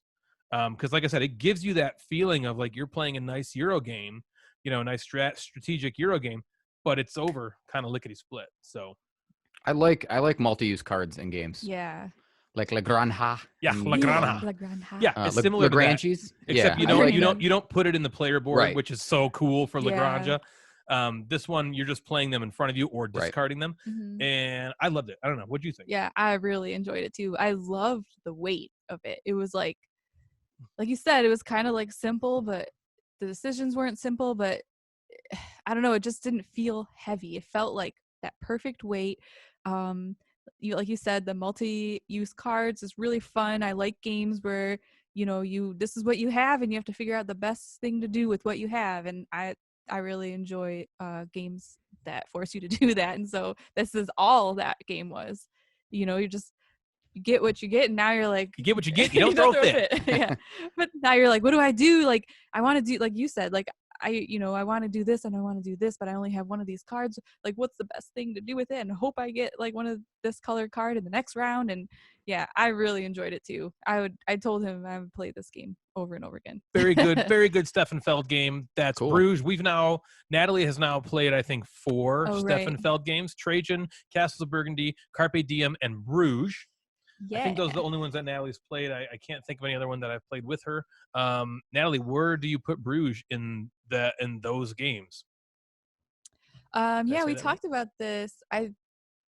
It's funny. I really like all 4 of those games. So like, even if I put them in order, it doesn't mean that is he like becoming them. your boy? Is he becoming your boy? He might be. He might be your boy. I love Castle of Burgundy. I really like Trajan, which we also played since the last podcast. Trajan is so awesome. I know, it's so fun. I'd say maybe like Castle Burgundy, Trajan, then Bruges, then Carpe Diem, but I love Carpe Diem, so I like all of them. It's just if I had to put them in an order, that's what I'd have to do. But yes, and I knocked off some of my resolutions.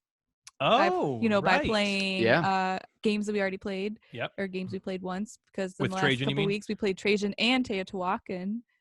Yep. So just want to throw that. Yeah, we won't hit there. those. I don't think probably this episode, but we might talk We've about that a little bit before, next but episode. We've heard about that. I just wanted to say it's April, and I'm still going for it. In the interest of gaming resolutions, I also have met with Emily Petersmark. She's the one doing the artwork for my game, and so that resolution is going on with me. I'm marching forward. We have a plan, her and I, to get. We're going to play the game through Zoom, and she's going to get a feel for stuff and know how to draw stuff. So sooner than later, I'll share some of the artwork that I've gotten already with you guys. It is so amazing. It's really good. It's so amazing. She's so talented. Yeah. So anyway, that's Bruges, and we love that one. What else you got, Jeff? I got some silly games, some fun games. We like silly games. I want to talk about. So those were some serious games. Those were like gamer games. So we want to talk about something silly. So I bought this game on sort of a whim. I remember seeing it on someone's Instagram a while ago, like anywhere from a day ago to 2 years. Sure. Now, depending on Ryan's scale of timing. And so this game is called Flying Sushi Kitchen. And Flying Sushi Kitchen is not a game that you can find in really lots of places. You can't.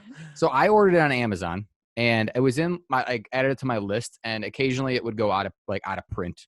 Probably not out of print. Probably just not having it. And then it would come back, and when it came back, it was like $12. So I bought it for $12.99, and I pretty much spent the same on the game as I did on the 4C batteries that this game has to go with. But yeah, I need you to So if you're watching the video, you can see it very clearly. But if you're not, I need you to imagine like just a base, like a plastic base, and you take these bamboo pipes and you add them to the plastic base. So there's like 5, I think, plastic bamboos that are sticking out of this base, and the base can turn on. And as it turns on, there's air that shoots through these bamboo pipes, and you put these tiny what I can only kind of describe as like styrofoam ping pong balls. Yep. And you put them on the pipes, and the balls are essentially floating in the air. And on your turn, you take these chopsticks and you have to grab the ping pong balls or the styrofoam balls out of the air and add them to your tray to fulfill an order. They're constantly like wiggling around. And they're constantly wiggling falling and moving. off. And it's just, it creates some really, really, really hilarious moments of how can you not grab this thing with chopsticks? That's just right there. It's right just there. Take right it. there. Just grab it. Grab it. And it's just moving just slightly enough that you just can't grab it. I feel like Daniel's son trying to grab like a fly. Yeah. And it was, Devin and I were like laughing at each other. It's like 9:00 at night and we're laughing at each other playing this game. Yeah. And we're like chasing these little styrofoam sushi balls around. It was really fun. And then Ryan bought it. Yep, we saw your video. We're like, what is that? Well, I had seen it before, but for some reason I thought the video I saw was that video, but like in Japan. So I was just like, okay, this looks awesome. And then I saw Jeff had it, and I was like, okay, we gotta get this. It looks great. And dude, that video, you got some skills there, man, it's hard. because it is Make not it look easy. easy.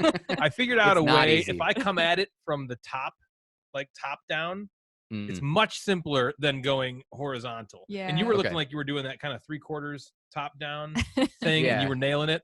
Yeah, I agree with you. You don't want to come above it, and That's lift like it off. cheating. That's Feels kind of cheating. cheaty. It is really funny and really difficult, and it was really cheap on Amazon. And Yeah. I don't know if they're running that deal all the time, but it's normally like $25, so it's super cheap. It's got a humongous box. Yeah, And, huge Yeah. box. but it's kind of like a display game. I almost feel like you could just leave it set up, on a Yeah. shelf. Yeah. And it's just really cool. So I can't wait to share it with the kids and see what they Yeah, think. it was really funny. So I got one more. I'll talk about this game called Barrier Battles. Ooh. And I have to give a quick shout out to the designers because It's such a cool story. I think one of the cool things about this game is the story of who designed it. So they were nice enough to gift it to me so I could play it, and I reviewed it on Instagram and talking about it here. But it's designed by 2 high school students, Kyle and Bobby. And what's great is Kyle and Bobby came up with the idea. They 3D printed blocks. They created this like prototype. They worked with a company in China to mass produce the game, and they've been selling it themselves for the last 4 months, 4 or 5 months. So how cool is that? They're making That's us look really stupid. cool. Yeah, and they're hosting, they're hosting these like tournaments, and they're going from game store to game store, and they're contacting people to put the game out there. So they're doing a really cool job. All I did was sit around and play Halo when I was in high school. You're right. Like, there was Yeah, good for Exactly. them. Halo and poker. Like they're Right. making board games. And what this is, if you're checking out the video, is it's a dexterity game. So you are flicking these tiny battle discs at each other's fortresses. So the game begins, and you get time to set up a fortress or like a barrier that protects this one disc of yours. So you want to protect that one. So if you're looking at the picture, either the purple one or the orange one, and you want to protect it. So you get a certain amount of time. So I build mine, and then once I say I'm done, you have a minute to finish yours. And then you go back and forth, and you're flicking the other discs. You can also flick the king or the main one. You're flicking them at each other's barriers to try to knock out the other discs, and you win if you hit the king. And It's so simple. Yeah, Yeah. it's such a simple game. And what's great is, so it plays 2 people, but Kyle and Bobby told me that if you buy another copy, you can play with 4. Oh, makes You can sense. also buy another copy and play with teams. So like the red team versus the blue team. Wait, you talked to the kids? Yeah. I just Aw. messaged them on Instagram. Yeah. Oh, that's cool. And it was fun. Devin and I played it, 3 times in a row. We just like played it in 5 minutes and then said like rack it up again and play it again. It's cool. I'm really, really excited for my students to play it. I think they're really going to have fun, like attacking each other Yeah. with the game. It's cool that And you build your own like barrier. Yeah. You Yeah. know, It so you doesn't can just like come change with it up every something. time. Like that didn't work. Let me try this. Yeah. You can even like put your king on top of something. So it's like maybe protected up top. Yeah. And yeah. And you could, so just to give them where you can buy it, if you're interested, they're at Barrier Battles on Instagram. They have barrierbattles.com. You could buy it directly from them. I think it's like $20. Yeah, this might be something I pick up. Yeah. I think the kids would that's love this. awesome. Yeah. Dexterity It's- for the kids it's a concept. It's so easy. Just And- hit my king or Yeah. whatever it is. Yeah. And the I idea feel like that I you're want to all like support them too. Mm-hmm. right.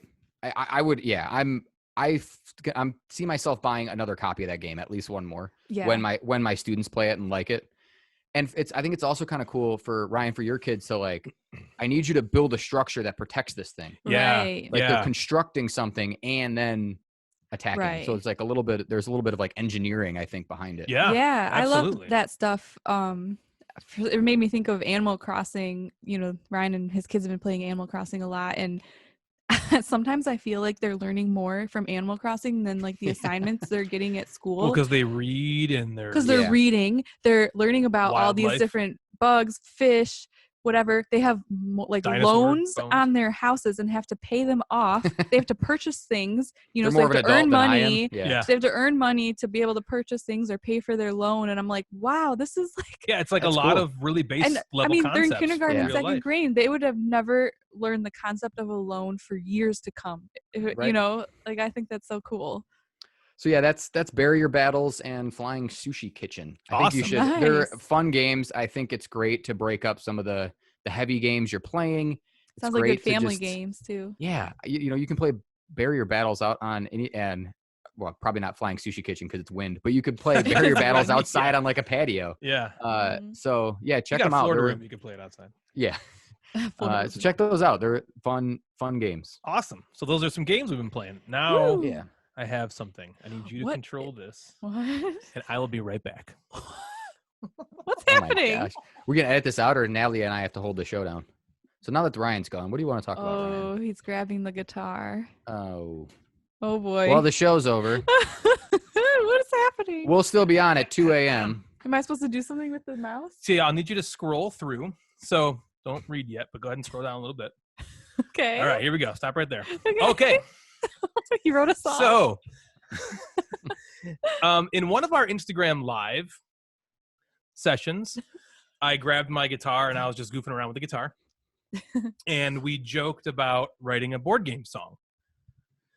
Well, When did you do this? Last night? I did it and I hid it from Natalie. No, it was, He was How did I working. not hear you? yesterday. Hold on, let me put my headphones During the back in. day? I wrote this in like Was 10 I minutes. napping or something? No, I think you were working on the beatdown. Oh, I was upstairs. I came down and I even got the guitar like all quiet like. You and know I was what? like, That's funny I was that you like playing it like. I thought I heard you singing at one point. I thought you went to the bathroom and I was like, is he singing in there? Singing in the bathroom, yeah. Singing in the back. Well, I sing all the time. I know, it So- doesn't seem weird. It's not that weird. Okay. All right. So this, let me walk you through a little bit of how this came to be. So I sat down and I was like, what the heck am I going to write about? Whenever I write music, I usually come up with the music part first. I'll just play like a riff that I like, and then I'll hum some tune to it, and then I'll put words to that. Well, this time I was like, I'm not going to do that totally. But for some reason, all I had in my head was American Pie. So this is written to the tune of American Pie. And then I started writing it, and it took me in places I didn't expect. Oh, So boy. this is called The Poor Lonely Gamer. It's a Aw. tragedy, Oh, and it's to the tune of American Pie. Are you guys ready? yeah. Okay, so I'll need you to Oh, read sure, along sure. and just scroll as I Okay. get down. Are we ready? Are you ready? Yeah. Yeah. A long, long time ago, I remember Hero Quest, and playing once got me obsessed. It was really fun, and I played on and on and on for days. I don't even think I bathed. I was a mess. But then my friends looked at me sour. They told me it was time to shower. It felt so strange and so weird, but I even shaved my neck beard. So I started looking at some girls on the internet in Mom's basement world. I nearly called one, but I hurled the Oh my day God. my courage died. So bye, this here confident guy. Thought I was a Rico Suave, turns out I'm way too shy. So I'll stay at home and kiss my love life goodbye and play board games by myself till I die. Board games by myself till I die. Did you know that Corona makes it impossible to find love? Gretchen Whitmer tells me so. But if you played games like Too Many Bones, who needs a love life when you have those? And you can even play them solo. But if COVID wasn't here, I would win. I'd plan to find a girl at the gym. I'd just go get my shoes. Oh, the virus pounds I'd lose because I'm just a lonely, desperate, awkward guy. But I'd walk right up to her and give it a try, then accidentally spit right in her eye the day my courage died. I'd start by singing bye, this here confident guy. Thought I was a Rico Suave, turns out I'm way too shy.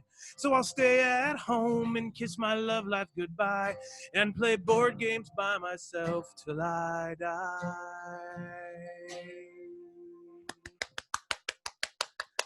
Thank you. Thank you. The poor lonely gamer. I like crying.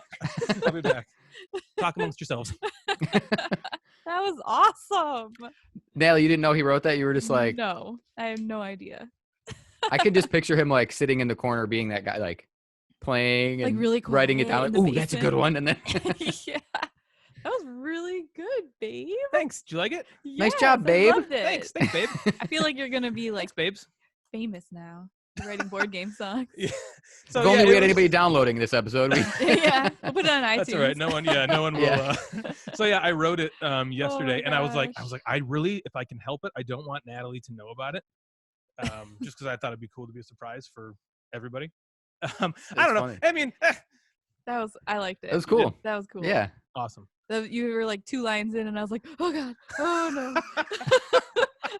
Here come the waterworks. You're so talented. Yeah. Oh, here we go. Here we go. Oh my gosh, that's so funny. All right, well, that out of the way, it is now time, glorious listeners and gamers gushing for Gamecasters, to experience the thrashing of a game in this episode's Board Game Beatdown.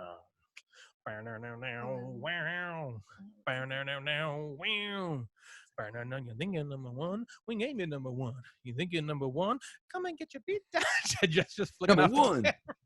So in this game, in this episode's Board Game Beatdown, this is like last episode where I have no clue about anything about what we got going here. Natalie did this all by herself, and while she was doing it by herself, I was writing the board game song.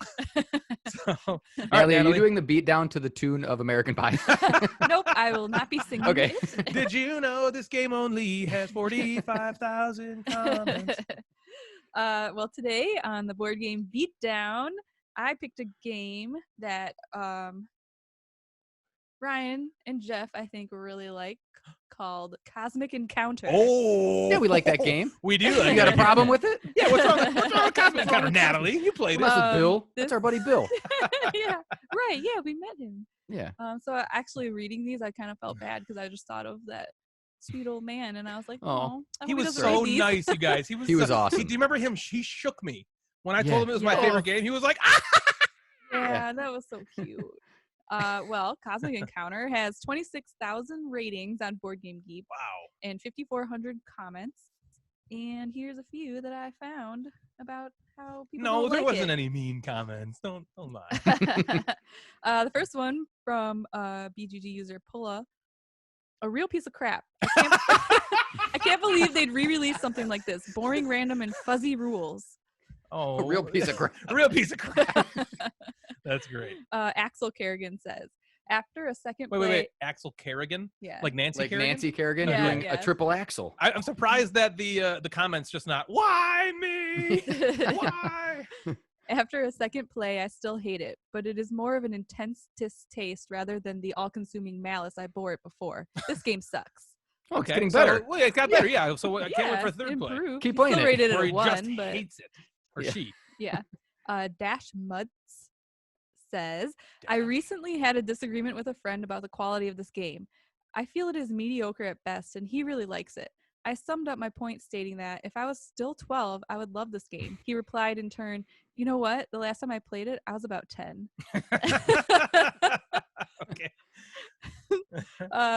Lucky Jim Lucky Jim. says, played this recently after many years. A complete waste of time. My character was so powerful, no one could stop me winning, even when they all worked together. I guess some people call this complete lack of balance zany, but I call it shit. Aw. Yeah, if you have a problem with balance, you don't want to play Cosmic Yeah, there was a lot of comments about the balance. Yeah. That's why it's funny. I know. The game's fun. You got to know that going in. Right, I think, right. or else, Yeah. You're going to have a bad time. Skiveron says, I think I played a better version of this game. Can't recall it. Oh, yes. It was Munchkin. No! Also, why can't I give it zeros? Boo. What's that? I need that Michael Scott meme right now where he sees Toby No. for the first time. No! Munchkin sucks. Cosmic Encounter's great. There was this one play of Cosmic Encounter. Jeff literally had like 90% of the deck in his hand. His alien power just let him keep taking everyone's cards. It's like he had any I had card. the whole thing. But that was so fun. Right, but it's just like, It was yeah. hilarious. Yeah. He's like, well, I get 10 more Not cards serious. somehow. Yep. Kreia Hyde says, no, just no. Datharor says, Wait, what? Datharor? Okay. This was not so much a cosmic encounter as it was a colonic encounter. Oh, that's actually really Come funny. on. I know. That's funny. Mr. Bond says, this is mere leader bashing until someone wins due to common exhaustion. Yeah, okay. So that Indeed. is one complaint that people have that I understand, which is comparative to Munchkin, is that one player has 4 colonies. It's hard. It's really hard for them to get that 5th one because everyone's just trying to beat them up. But in this game, you can share the victory. And so Yes, that you really can. helps that, honestly. And it pisses some people off. But hey, it's part of the rules, baby. Jeff and Yep. Dave do it every time they play. Yes, we do. We play with you guys like 6 times, and they win. They win every time. But I love that. I don't feel cheapened by that at all because it's in the rules, and they do it in a way that strategically works out for them.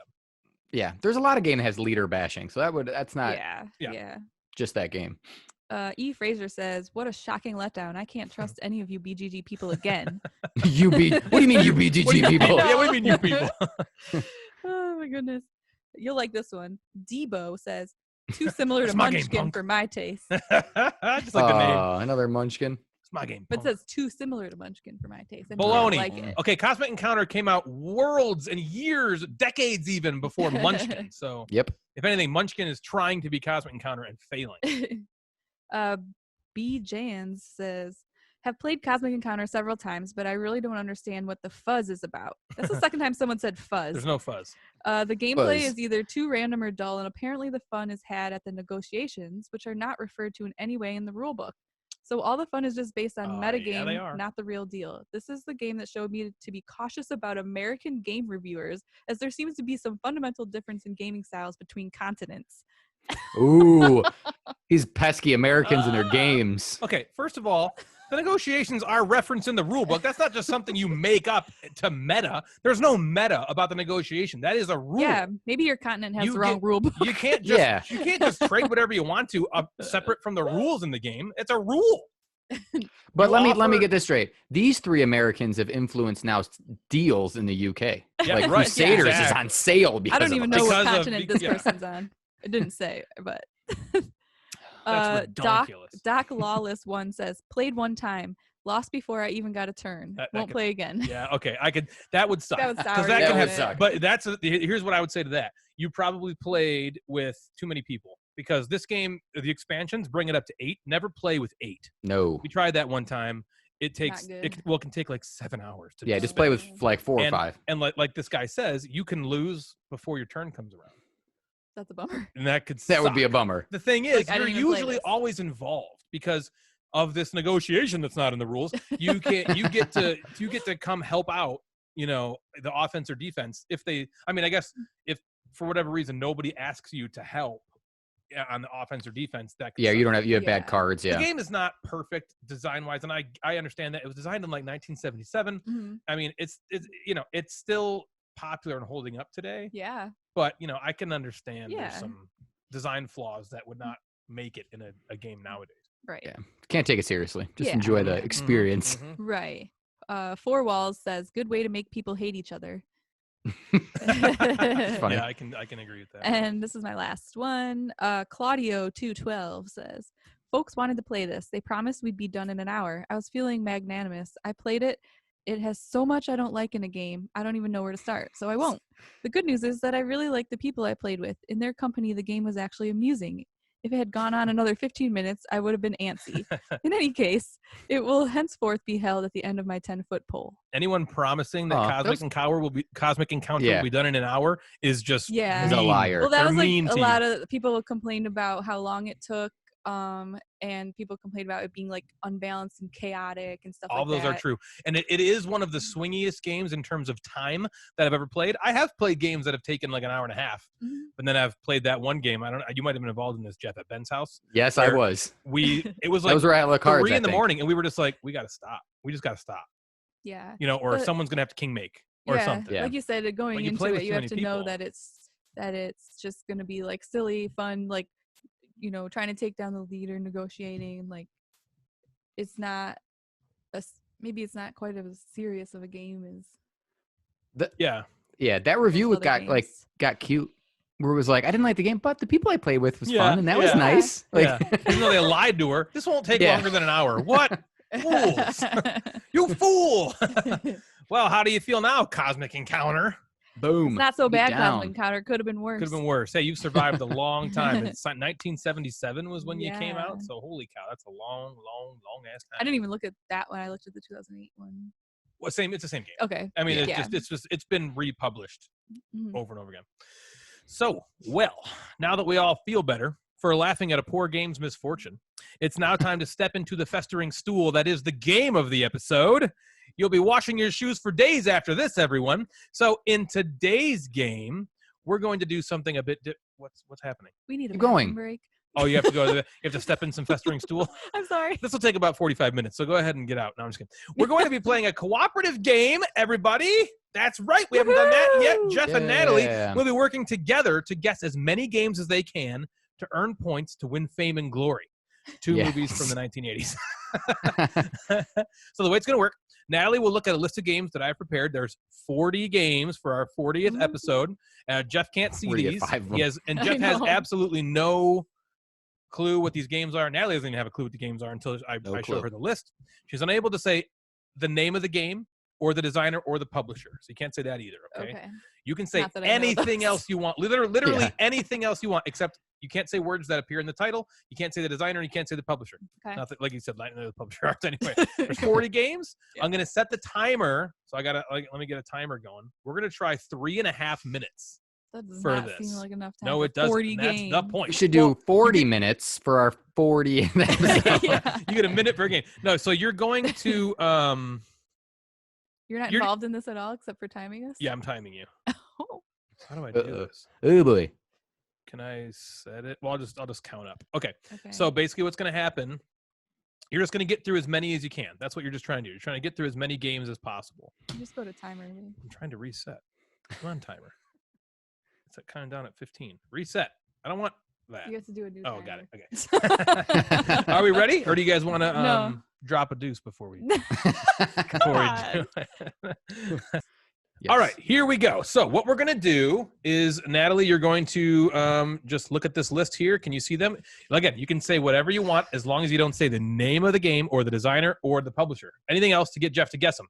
You can skip. If you're one you want to skip, just come back to it. So we just say pass if you want. All right. Yeah, just pass, and I'll put the cursor on the next one, and then I'll highlight it. Should I go in order then? Yeah, I mean, that's probably the easiest, right? Yeah. So 3.5 minutes. The timer starts now. Okay, this game has like a 1 and a 2 and a 3, and you put them on top of each other to get points, and they're different colors, and we combine boxes of them to play with more people. Pass. Okay. This game we got at Gen Con, and it has the little dial thing and Wavelength. Yes. Okay, this is like I think it's 2-player, one of the most popular war games, and we did a beatdown of it. Twilight Struggle. Yes. Okay, this one. Oh, I can't do this. Okay, so yeah. Matt Damon. A First Martian. On Mars. Yeah. Okay. This one you're trying to figure out, solve a crime, and Detective Chronicles of Crime. Sherlock Holmes. No. Quickly. Okay, skip. Okay. This one we want to play on Zoom with the 4 of us.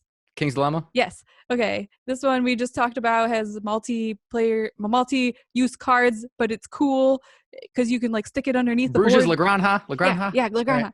Okay. This is one of our favorite games of all time. Castles of Burgundy. And it's like it's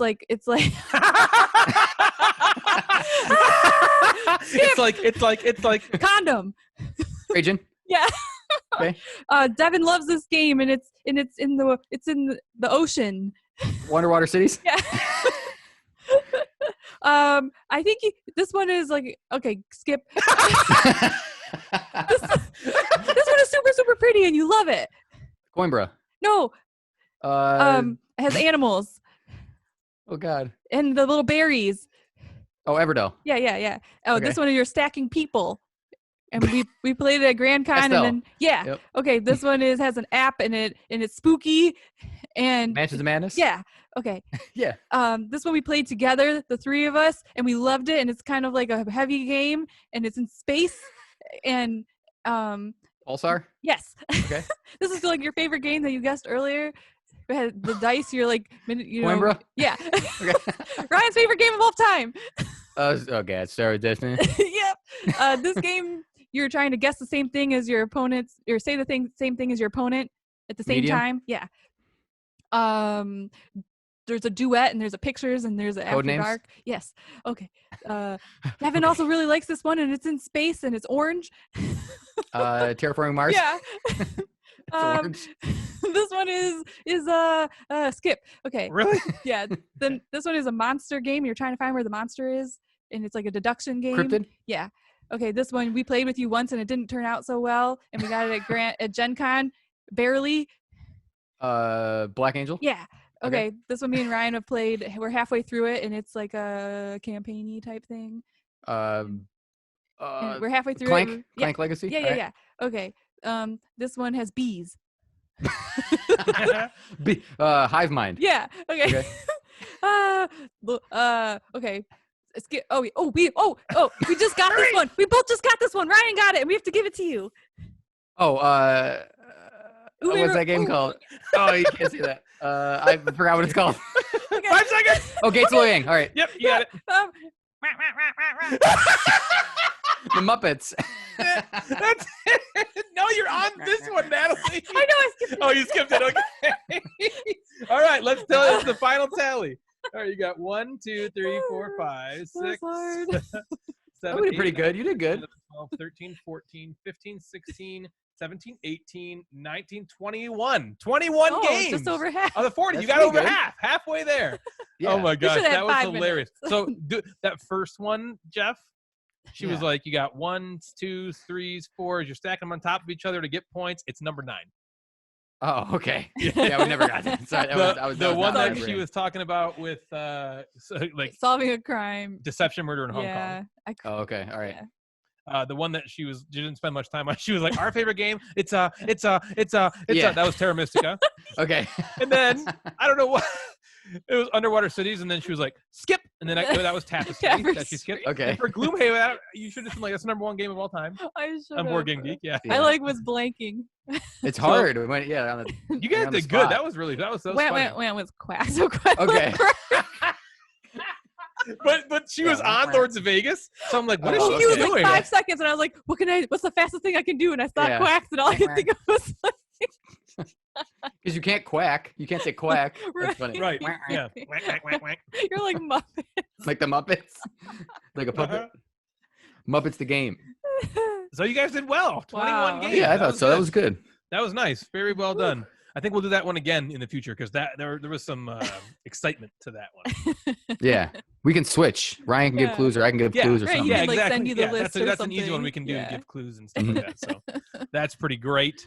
Woo, So with that took a lot game out of me. the way, I'm so sorry. You can relax for just a moment until I call on you right first. Yeah, I know, I'm like sweating. We're going into the 5 games of the episode. So I talk about this a lot. We have historically done our top 5 games. Now we're kind of going back and forth. Sometimes we're just giving examples of 5 games that do whatever we're doing. And so this episode, we're doing 5 games that provide a visceral reaction. So what does that mean? Basically, any game that gives you a feeling emotionally, more so than cerebrally. Like, you might have a lot of fun playing a game like Teotihuacan or, Trajan or Castles of Burgundy, but typically the enjoyment's gonna come from, cerebrally thinking and working through the mechanisms. It doesn't necessarily, and this might be the way it is for you, but typically those games don't provide the emotional, visceral responses. So we have 5 games that we're going to discuss, and let's go Jeff, me, and we'll end with Natalie on this one. Does that sound good? Yep. Yeah. All right, Jeff, do your preamble thing. Webster's dictionary defines visceral as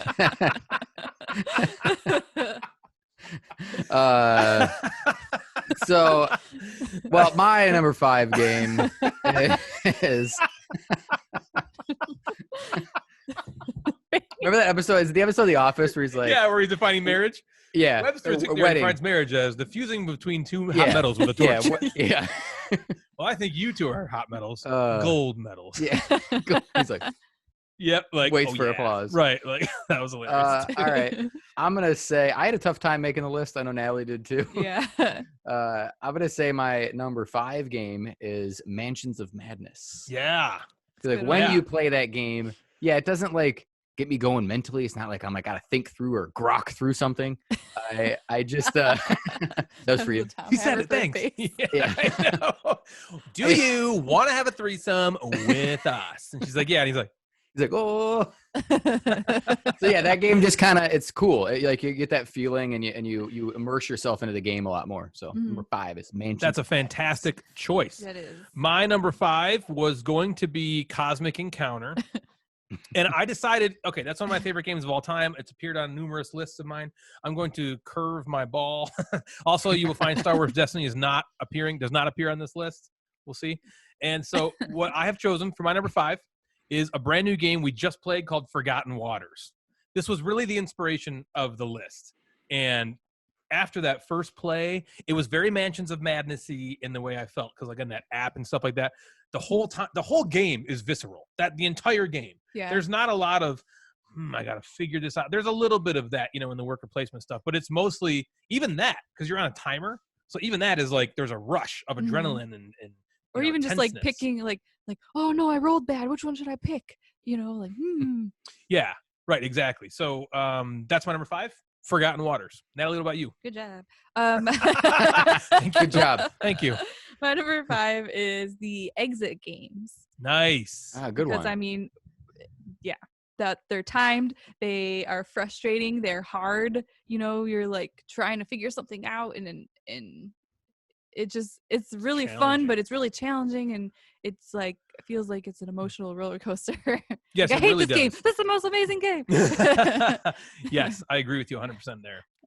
Yeah, those are my next one is in that same boat. I feel like I just looked my list. They all have a very similar theme, but anyway. So right. I've lumped all these together, and I do that too. Yeah, Detective Chronicles of Crime, Sherlock, and Detective City of Angels, all as one category of that crime-solving games. Yep. Where I a lot of times in those games, I don't necessarily care if we get everything correct or how we score in the game. I just care about the journey and how awesome I feel. And again, it gives you those moments of like, yes, it's something clicked, or we figured something out. What a great path we took. Just like those unlocks where you figure out a puzzle and you're like, I'm a genius. No, 100%. You're right. Those games, 100%. like, I agree with you. It's not about the outcome. It's about the process. Yeah. So that's my number 4. Very cool. My number 4 is a game that we've played. When I say we, I mean me and Jeff here. We used to play. Yeah, Natalie is not a fan. Jeff and I played the stuff out of this game. We played this game. This is a game where you'll play it over and over and over and over and over and over again. And it's the Resistance / Avalon. So, I mean, they're the same game, different theme. I can recall one particular game. Jeff knows what I'm talking about. We were at his mom's house, and it was me, Jeff, and Donkey Kong involved in this particular mission where Donkey Kong was deciding who to take on the mission. I was a spy, but the only person that knew that was Jeff, really, in this moment. I knew it. In this moment, and Jeff was a good guy, and it was the last mission. And if the spies won this mission, game over, they win. If they don't, game over, the good guys win, right? And so me and Jeff were locked we were like going back and forth to pitch to Dave who to take on this mission with him. And, I was convinced. I was just sitting there just convincing Dave, and Jeff's like, I don't know how he's doing this because he's a spy. I am the good guy. And Dave was awesome. Just starting to turn. Like, I think if he had waited another 10 to 15 seconds, I think you would have got him. Yeah, he ended up picking me, and of course I was a Ryan, spy. We are going to lose. Yep. And I was like, dude, it was great. No, don't listen. I don't know what you're talking about. The like, argument I wish was I could great. show you, but I'm a good guy, and he's just, he knows you. He's your brother, so we know. So this game has all that kind of stuff, and yes, it's cerebral because you're thinking about that, but really you're just reacting all on emotion. That game is 100% emotional. And you're lying, which I think is the thing that you don't really like about it because it's hard for you to do that. Me and Jeff are really good at lie and deceit, so we can we just excel there. And anyway, the Resistance and / Avalon is my number 4. Nice. Good one. Could have been my number 1, just as easily. Because again, I'm not top 5, just A 5. list. Just Yeah. 5. Natalie, what's your number 4? My 4th one, not my number 4, is Medium. Yeah, right. What's your 4th one? Good Oh one. yeah, Medium. Because, very good. Yeah, Good Medium is one that it's very tense, and when you like shout out the same thing as someone else, it can be super exciting. Or when you shout out a different word that doesn't match another person, you can get very like, what are you talking about? There's only one answer. Right. Mr. Measles. It's all Mr. Measles. Yeah. Playing that game with Mr. Measles, he's just gonna sit there. You're like thinking of it. He's like, there's one answer, bro. Yeah. And then you're like, oh my God, Don't now be I an feel like an idiot. idiot before I've even said anything. He's a teacher and he's telling Or me. we run things where we're like 3, 2, 1, and we say the same word, and we're like, yes. Yep. And usually it's vagina or Yep. Yeah, or that's sex or great. something. I saw that video saved. Right. Yeah, great. Right. All right, Jeff, what is your third selection here? My third one is a game called Letters from Whitechapel. Oh, yeah. great pick. I forgot about this one. Great. And that one is one where whether I'm on either side, it's just you're like sweating. You're like trying to figure out, all right, where did this guy possibly go? And then you're on this path. And then when you get a little token that says they went there, you get so excited. And then on the other side, when you are Jack the Ripper, it just is, you listen to everyone talking and it just, your heart's beating and you're like, oh my gosh, they know where I'm going. And then when they go the wrong way, you're like, in your face. Like, yes, go that way. But dummies. But you have to, like, invariably when you're Jack You the have to, Ripper, even if they make the wrong decision, they spoke at some point about the right decision. And so Yeah. you're like, don't choose the right decision. exactly. Choose the wrong decision, please. So yeah, that So, one yeah. always gets my blood pressure up, my heart going. Me too. In Fun the one. best way. I love Yeah, great. I love game. being on the other side. I love so much the puzzle of trying to figure out where Jack is. To me, that's one of the greatest things in gaming. Yeah, and It's I just- like being Jack and trying to avoid.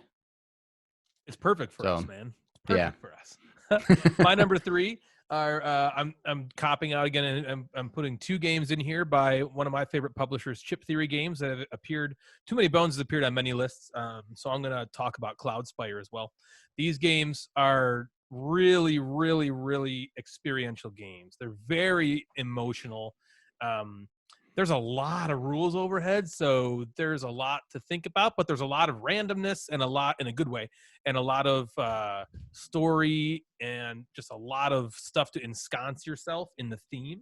And these games do a fantastic job of it. If you have millions and millions of dollars to spend and limitless time, these are the games you should buy. So that's Too Many Bones and Cloudspire.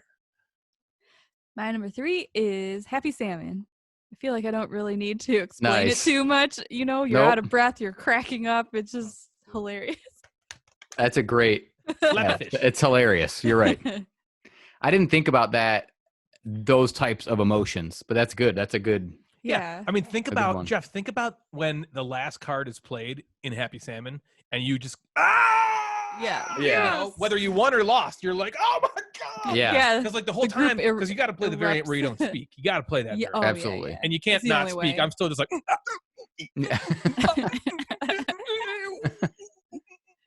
I know, know. It's so and so then, funny. and then but it's still building inside you, and then when it's over, you just release it all, and it's like the greatest. That game is so fun. It is fun. God, that game is fun. Yeah. Oh, all right, Jeff. What's your number 2, man? My number 2 is a game called Tales of Arabian Nights. Oh, God, we yeah. played that. That's another one that is just like silly. Again, you don't care. I don't care about the Mhm. score or winning or getting points or whatever.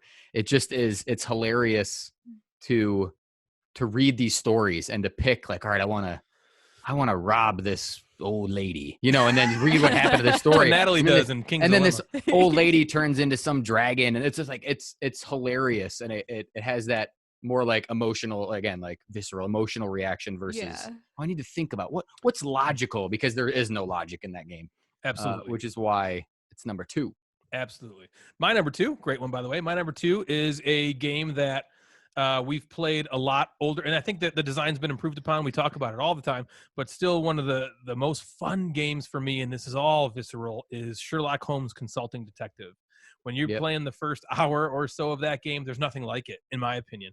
It's the most fun for me, and it's all, I get this feeling inside my bones. It turns electric, baby, when you and this feeling. Yeah, so it's just like I have so much drive to just keep going, and it's not my brain trying to work out a puzzle. It's just like let's go here and see what this says, and then Jeff's writing down the things. He's like, oh, this is from this. Let's go there, and it's just great. You actually feel like you're on the trail of the murderer, and you're always wrong. But either way, that's my number 2, Sherlock Holmes. Yep, those are perfect. I honestly, if I didn't lump those together, I think my top 5 would have been Detective, Chronicles of Crime, Sherlock. It would have just been all those games. Yeah. Exit Unlock. Yeah. Right. Yep, that's awesome. All right, Natalie, what's your number 2? My number 2 is Sorcerer City. Awesome. Yeah. Gosh, I forgot. I didn't even think about this. What a perfect example. That's just one of those games where, I don't typically do well, but I have it because of the timing element. It's just very tense, but exciting, but frustrating. And you never know, like when you pull out those, what are they, dragons? Pull it out. Right. What are they? Are they dragons? No. Well, there are dragons. I mean, what are they called? They're just monsters. Oh, monsters. It's just monsters. Okay, monsters. When you pull out the monster, you never know what you're going to get. And you're like, oh, no, how am I supposed to do it? I hope I don't get that. And that's a game that, because it's more random and it's up to chance and there's a time element, it's not as much about like the strategy and the intellect. It's more, about the tension and the fast pace and the feeling. Yeah, absolutely. Do we all have the same number 1? No. Okay. No. I don't know. Maybe. Okay. We might, I guess. You and me. I don't know. All right. Jeff, what is your number 1, my friend? Number 1. This game is called This War of Mine. And we talked about it a few episodes ago, but it can be a very gut-wrenching game. The story is very real. You make decisions, and if you just don't care and you're just playing and you're like, whatever, but if you invest yourself in the game, making some decisions to like make somebody not eat and like become miserable and maybe die can really like get to you. I remember, I think it's Tom Vassell. He has a review of this game, and he's like, this game is amazing. I love my play of it, and I never want to play it again. He's like, it was just takes so much out of you. draining and emotional to read some of these stories. And so that pulls feelings out of me more than thinking. So wow, nice. You love that game too. So that's some good praise. Mm-hmm. My number 1 is the push your luck genre. So this might be a whole genre. Nope. Yeah, basically the whole genre. So Quacks of Quedlinburg, Ink and Gold, Can't Stop, those types of games. Even what's that game we just played with you, Jeff, at Joe's? Deep Blue. Mm-hmm. So these games just have an inherent emotion is built right into the rules and the mechanisms of this game. You know what I mean? You're pushing your luck. It's luck. You're just like, it's all kind of feeling based. Like, I just rolled 3 7s in a row and can't stop, and it's like, I should probably stop because that's not likely to happen again. But I'm feeling hot, baby. Let's do it. Let's roll it. And then it's just like, you're amped up. You're like way emotionally amped up. And the same thing is in Quacks. I mean, I can't think of a game where, outside of maybe Lords of Vegas, which I didn't put on this list, that gives you a good one. This feeling of, you're just so high and then so low when it doesn't go your way. Those kinds of games have that exact kind of thing in there. And again, like I said, it's just built right into the rule system, right into the mechanism of the game. It's just inherent emotion, Yeah. and I love that. And whether you like or don't like push your luck games, you can't deny that they give you a very visceral, reaction. So that's my number one. Push your luck games like that. If I had to choose one, I suppose I would say Quacks of Quedlinburg, just because Ink and Gold, I usually always have fun, and Can't Stop, I always have fun. But I think I felt the most with Quacks because it goes so both ways because there's more of a game there. So that's my number one. What about you, girl? Cool. My number one was the first game I thought of because it is the number one game that I think of when I think of like feeling very, very strong feelings in a game. Is it this? And it's The Mind. Oh, yeah. Because that's a great, from perfect. beginning to end is just constant feeling, fear and excitement and just like regret. Yeah. And I mean, as soon as you play, like you think you're locked, like me and Jeff have one card off. I know it. And then I play it and it's like, he's like, no, you're like 20. I mean, it is 100% based on feeling. You're just staring at each other, wondering what they have. And are they giving me any clues? And that's my number. Your guys' list was better than mine. No way. No way. Yeah, no, it was. I feel like all my games are the same. Mansions of Madness is War of Mine. Detectives, they're all the same types of game. I wish I would have thought of Quacks. That's great. The Mind is a great answer. Those are great. Yours were good too, man. Resistance. The Resistance is great, man. That one, I mean, I can understand why you wouldn't thought of that one. Honestly, we haven't played it in years. I know. You know what I mean? So some honorable mentions I had. Again, I'll say Cosmic Encounter. Lords of Vegas was one that I considered putting. Honestly, Jeff, I thought that might be your number one. It should have been. And I was like, well, that's a good one. I've only played it one time, but the Spiel des Jahres, Kenner Spiel des Jahres winner Broom Service was on my short list. I only played it the one time, so I don't, Strike, Clank Legacy, Happy Salmon, and Rampage were some of my honorable. Oh yeah, Rampage. That's a good one. I had Forgotten Waters, which you put Strike, Tumbling Dice. Yeah, Crokinole is probably a good one too. Codenames, Flip Ships, and King's Dilemma. Yeah, King's Dilemma. That's good. I just wrote down Crokinole as you were saying Crokinole. Yeah, I wrote down King's Dilemma. Crokinole's a great one. Yeah, that could have easily. Again, these aren't top lists, but that could have that belongs on there. I mean, I thought of Team 3 as being one great one. I also with just seeing something and having a reaction to it, like seeing the tree in Everdell makes me want to play that game. Yeah. See, that's the kind of stuff I love hearing though, dude, is it's not even the gameplay. It's just you look at the game and you get a response emotionally that makes you want to play that game. Or Tapestry. The Tapestry, not just looking at it. It's beautiful. What you think of the game itself, who cares? But looking at it, you're like, I want to play that. I want to touch those buildings. They're mine. Some people see that as a gimmick, and to me, it's just part of the whole gaming experience. Well, I mean, that's how powerful art is. If it can, give you an emotional reaction, that's a pretty powerful thing, and it could sell games. Absolutely, and it does. Also, thought of a funny one. Camel Up is also one that's just just talking about what the name of the game is. Can get induce that. Yeah, it's Camel. Jeff, me and you are it's Camel Up. It's Camel Up. It's Camel Up. The game is not called Camel Cup. Well, then they should fix the title. They put it there as kind of like they put it there as kind of like a, it's kind of the Camel Cup, but the game is actually Camel Up, right? Yeah, the game is Camel Up. I think they did make the C that big because of that. What does Camel Up mean? You're putting camels up on top of each other. Yeah, you're stacking them, or think of it as Giddy Up, Camel Up. Camel but up. You're literally putting the camels up on top of each other. That's what you're doing. That's the whole game. Yes, they're racing, and so it's like the Camel Cup, which is why I think the name is perfect because it fits both of those things. Yeah. But the actual game is called Camel Up, people.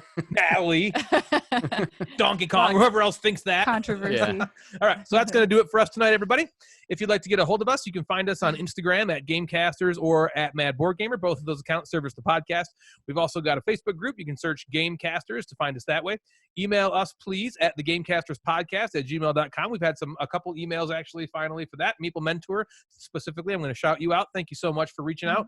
You had some great feedback that we're really trying to incorporate into the show. And we're a work in progress here. But thank you so much for reaching out. We really appreciate it. We've also got that incredibly barren BGG Guild. We are having a little bit of traffic go there, mostly Jeff, but we are having a little bit of people write to us in there, so that'd be cool. If you'd like to head on over to there, Natalie, it's Guild 3678. If you love the show or like the show or kind of don't mind the show too much, we would love it if you consider getting us a rating on Apple Podcasts, no lower than 5, please. Anywhere else you listen that allows you to rate us, we'd love that too.